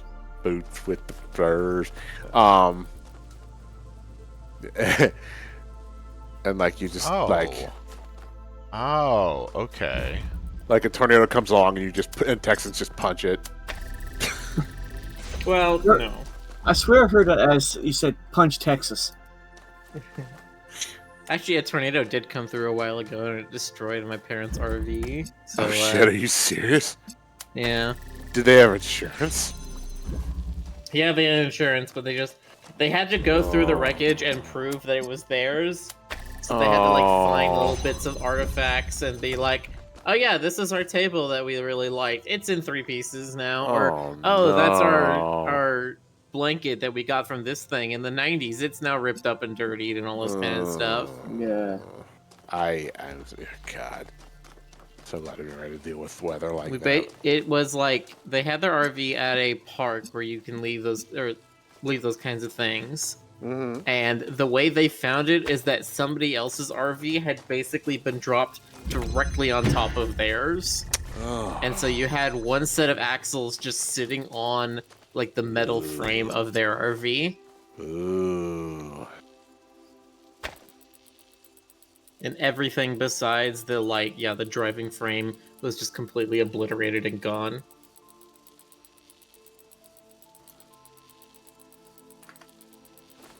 That sucks. I've dealt with tropical storms.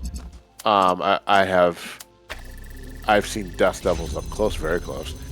But I have never dealt with tornadoes. Always flips around to the other. Hugh says, "Oh, I'm sorry to hear." I don't think they're actually that too much broken about it.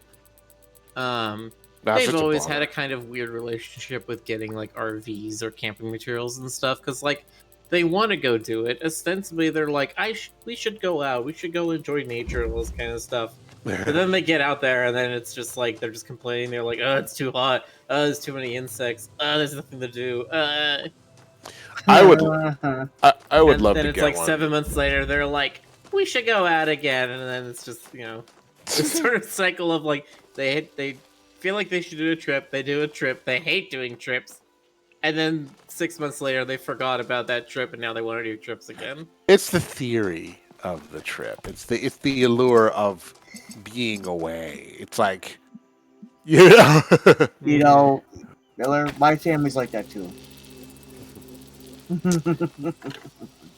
So I don't think it's unique. We had some great trips back in the day, some great little road trips.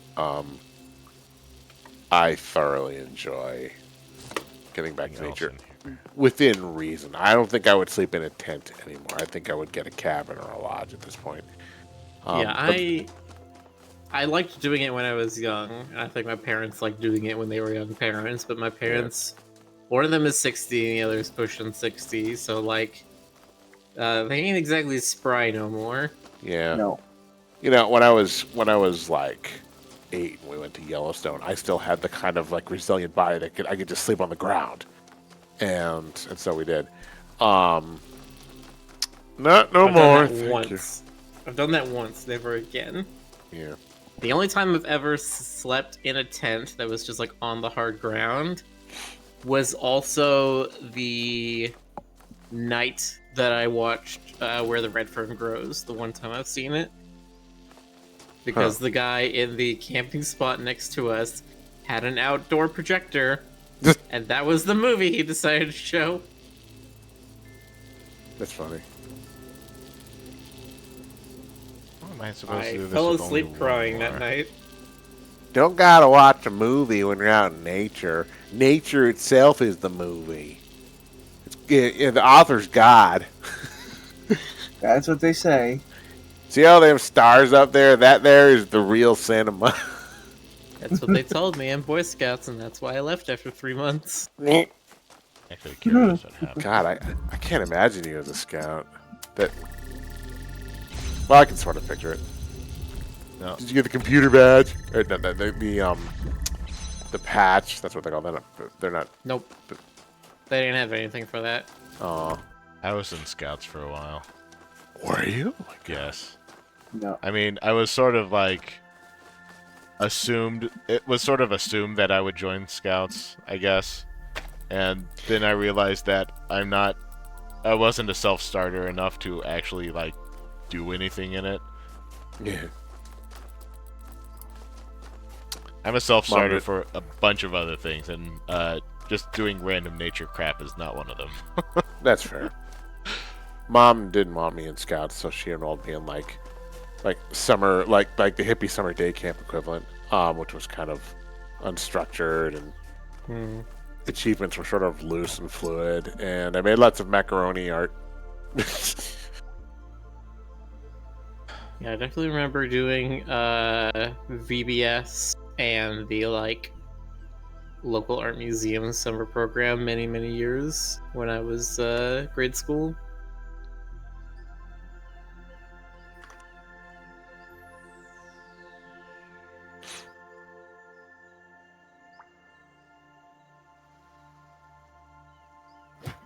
Okay, is somebody doing the like popping thing with their mouth, or is that in the game?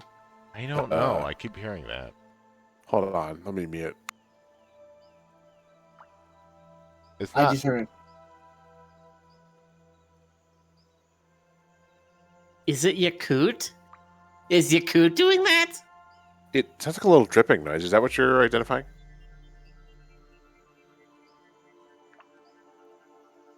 That's in the game, I think. Yeah, I think that's, think in, that's the in game. the Hold on, game. let me mute the game.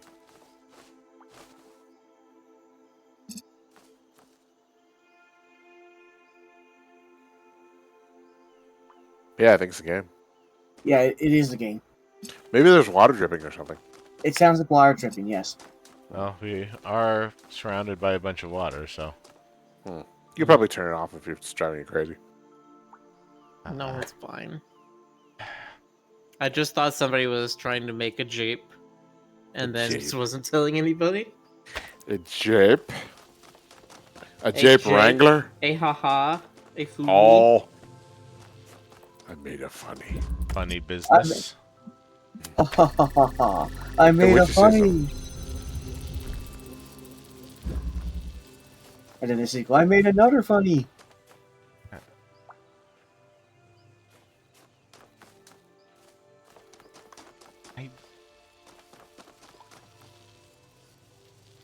I don't get this.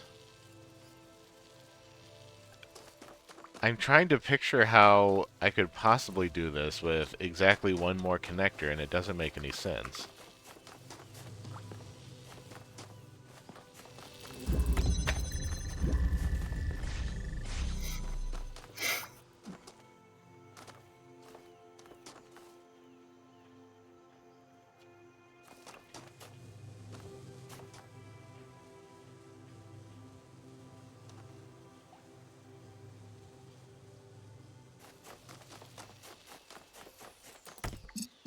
I can see between red and blue.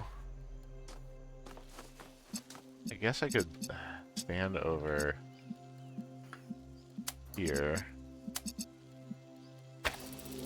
Connect blue over there, so when it rotates, that gets me blue. How do I do the same for red?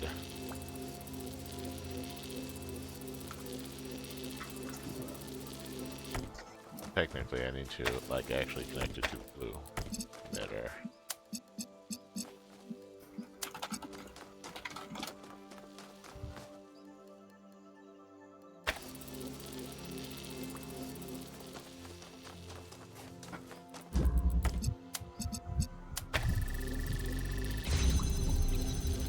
Yeah, now I can see blue. I guess it's that I don't technically need the first blue gate open until it rotates.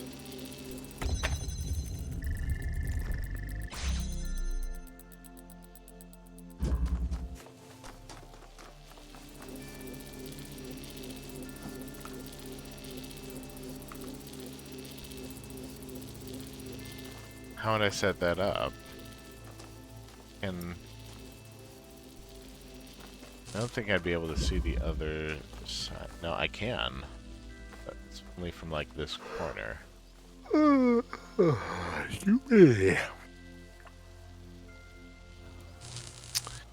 a sleepy little critter.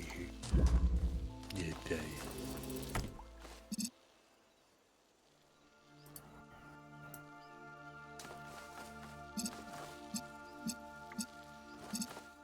I don't think I could have made it as a scout.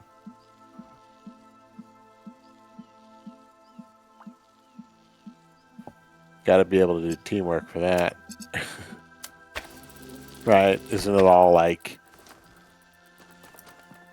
doing shit together and learning how to... Well, that's how to part build... of it. Yeah. Once they do it from this side, and I mean, a lot of it is also figuring how to take other people's effort for your own gain. Yay! Preparing you for jobs. Eagle Scouts are very often like, yeah, I did this thing, and it's like, well, yeah, you led the team that did that thing, and that's how you got your eagle. Phil says, Jones, if you're tired, you should go to bed. It's only 15 more minutes. I'll be fine. I can make it. I'd like that. I don't know. Scouts always seem like to me like there's two kinds of people who are in Scouts. Both of them make me upset. There are the counselors who are there because they like being around children in a way that's not okay. Well, that's not the usual, I hope. I mean, Well, okay, sorry. These are the two kinds of people that made me stop wanting to be in Scouts.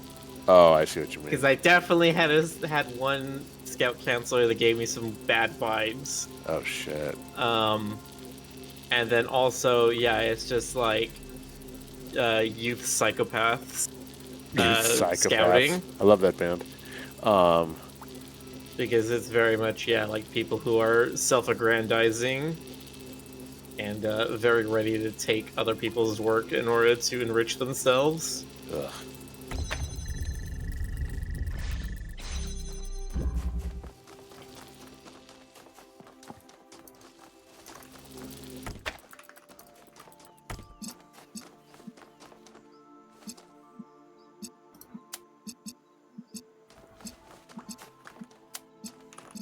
Wait. Like, I know I'm able to see it from this side. Actually, be able to do that anyway. Okay, I think I got it. You should be able to do that.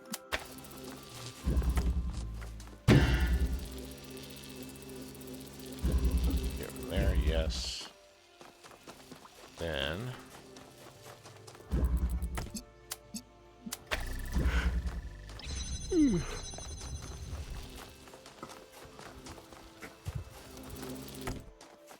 I don't need that connection. Jonas And has got his nightcap on. Yeah, He's already doing the honk. Got He's the about candle. to do the me. Yeah, I'm just about ready There to we get go. settled in. I finished counting my money. I'm about to like get into my my canopy bed, and then comes the ghost of Jacob Marley. I mean, what the hell? Oh no. Hey, you two. The formal invitation will go out tomorrow, but I wanted to let you know that Hypatia and I Closest, do would be people even truly wear nightcaps delighted still? if you could Sure. attend our wedding next month. I don't know. I Are know some people think bed these old bugs or ceremonies lights are still? outmoded, Actually, I don't know but why people I wear believe bed that nightcaps. rituals are a meaningful Ray says, way Jonas, your VR of chat avatar expressing needs a little our nightcap. It'll dedication go to with his each other. sleepy look. And I would really like you two How to dare be you a part of guys? this. You're getting Yes, married? whoever is doing That's the so glasses cool. on your character Congratulations. needs to also If add an Miranda doesn't optional have some big nightcap. project planned, we're in. Yes, I don't exactly know how congratulations. outfits work. I'm so happy for you. If the dates conflict with the Mars Geosurvey, It's just a I'll skin not mesh go. that you can turn on and The off. wedding's more I important. guess, yeah. Wonderful. Don't be alarmed when you see the attachment to the invitation. Neve came up That's how with it this works on idea the for avatar I got the other ritualistic day. wedding decorations that you wear on Oh, your you didn't see frame, that yet. but none of that I don't think I is have. mandatory.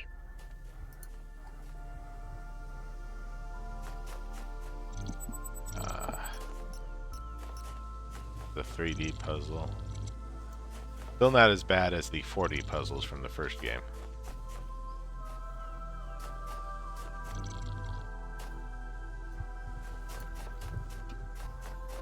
Yeah, it's in 4 dimensions. Wait, did you say 4 dimensions? Yes. Yeah, 4D. Well, all right then. Because the you'd have a item normal swap. 3-dimensional puzzle, but then also there's like time travel and repetition elements. Yeah. Oh, great. Because they saw Braid and they're just like, we want that. They do it a lot cleaner in Talos 2 without having to do the time travel thing.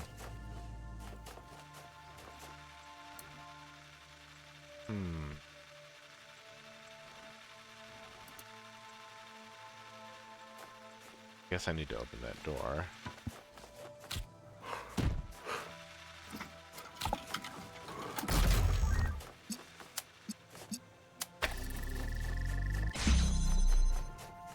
Open this door.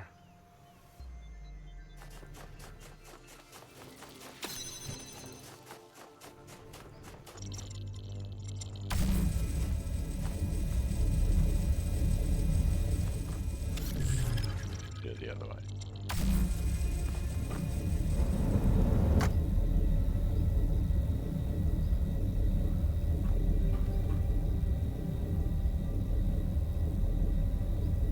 Doesn't help me until I can get a second one at least.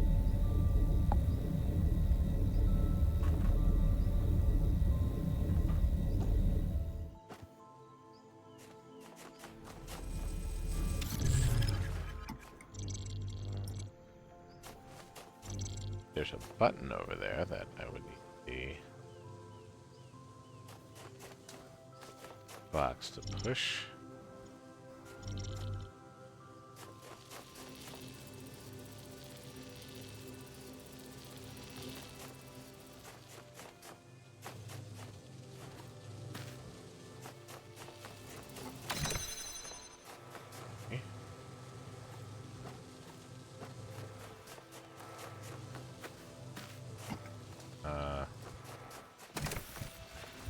Button there.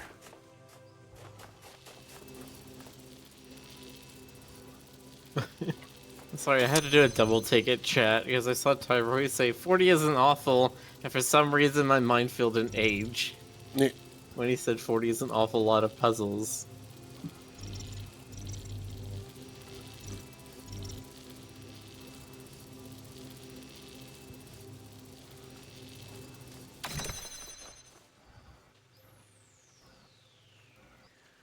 I have got to be missing something somewhere.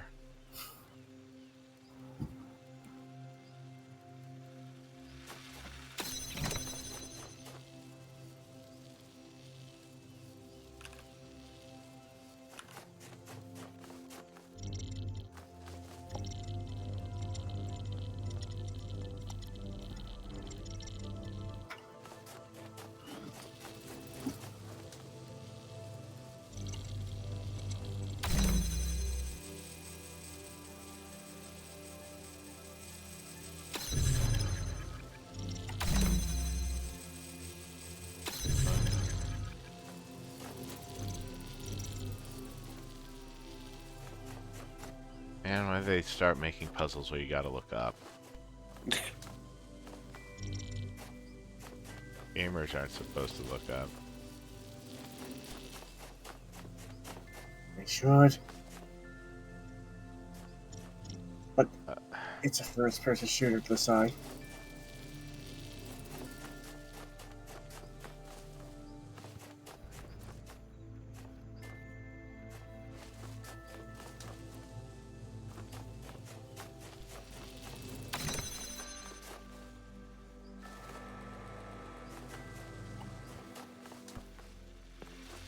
Well, if I don't need to open that, what else can I do?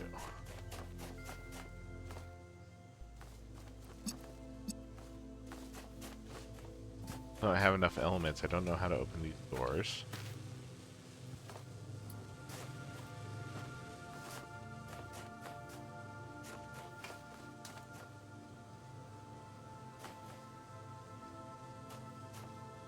Actually, you know what? Yeah. Should just be able to do that. The hexahedron over there. Okay.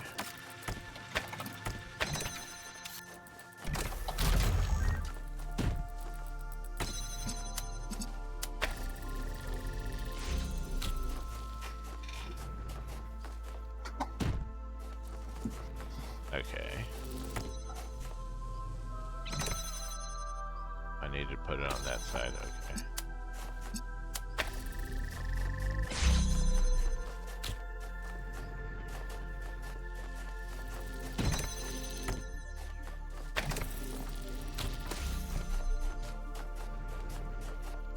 I believe I am on the second to last puzzle in the DLC and I don't even understand the setup.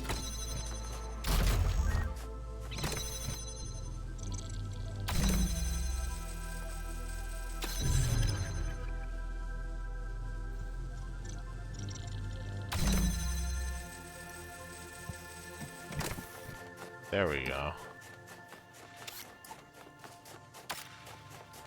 Not understanding the setup of some of these puzzles is just like basics. Okay. Be able to bring that back. I could also make it go that way.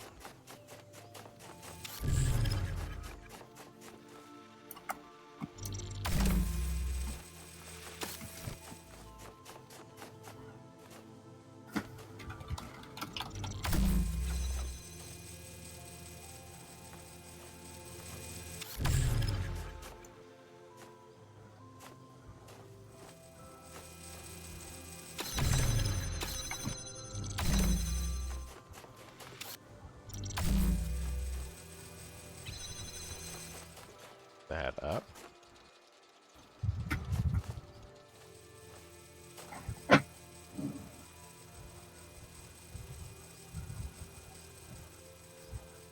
Accidentally changed voice pack.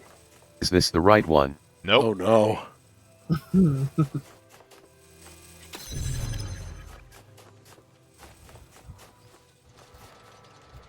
Sounds like you, caught a cold. Swan, then. That's correct. Please remember which voice pack is which. It's very disconcerting when you switch. Fed's like, hey there, it's Frederick. I sound a little different today. What do you think? Is it good? See. Hexahedron needs to stay up there. Just a gold. Oh my god. He's getting manlier.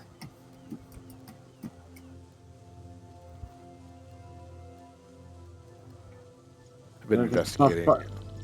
What? Derek has a buff button.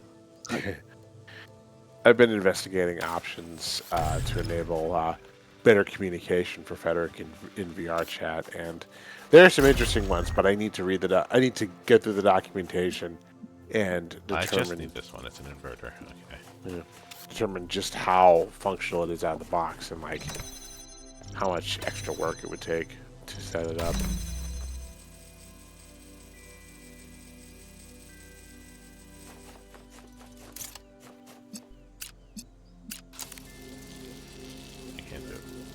Do it from. Where do I do it from?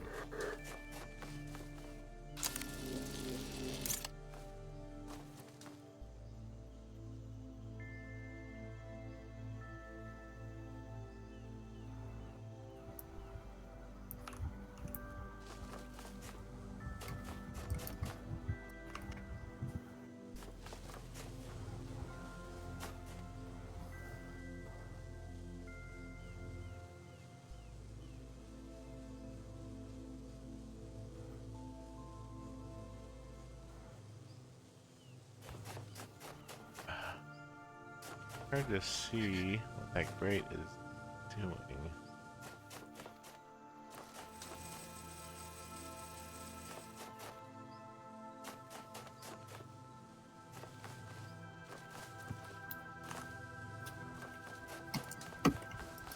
Seems like it'd only be from up high.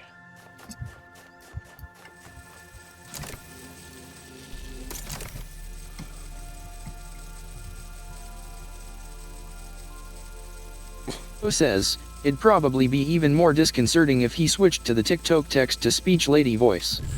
I am not familiar. What's that like? Well, normally, Fed, I would send you a link, but I would say she sounds kind of cheerful. I don't know. You can send me a link to the voice pack and a way to add it. Let's see. I mean, there's a TikTok TTS thing. If you really want to. Hold on.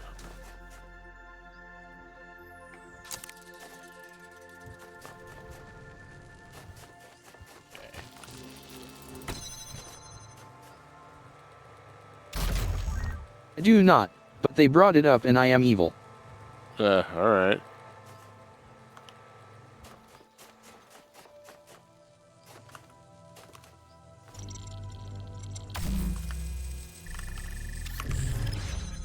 There we go. Yeah. Nice. And it's midnight.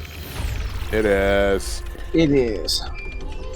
I have Just in a. time. Do not Yeah. let it get out that Justin I Bieber. said something so sentimental, but it's nice that you're all here. One day all this will be a distant memory. A footnote in 1 billion years of human history. And that's all right as far as I'm concerned. I don't need to be famous. And I certainly don't want people building statues of me. I don't need that superficial nonsense because I know that what we did mattered. All of us together, Exactly. in this one brief moment of time, had the chance to make a difference. And we did. We took on the challenge, and we didn't muck it up. I got to be a part of that. And no matter what comes next, I'll always be grateful.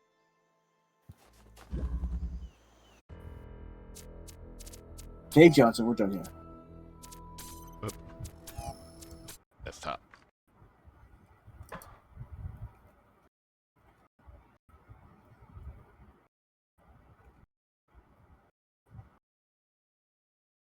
Okay. Oh, okay. Okay. Okay. It's okay. Okay. We are reading Snack Station. This is a new one. Please give them lots of Crew love. And we will catch you next time. Yeah. Indeed. Have a good night, everybody. Good night, everybody. Now Rick, you go straight to bed, young man. No VR chat for you. You can't tell me what to do. You're not my dad.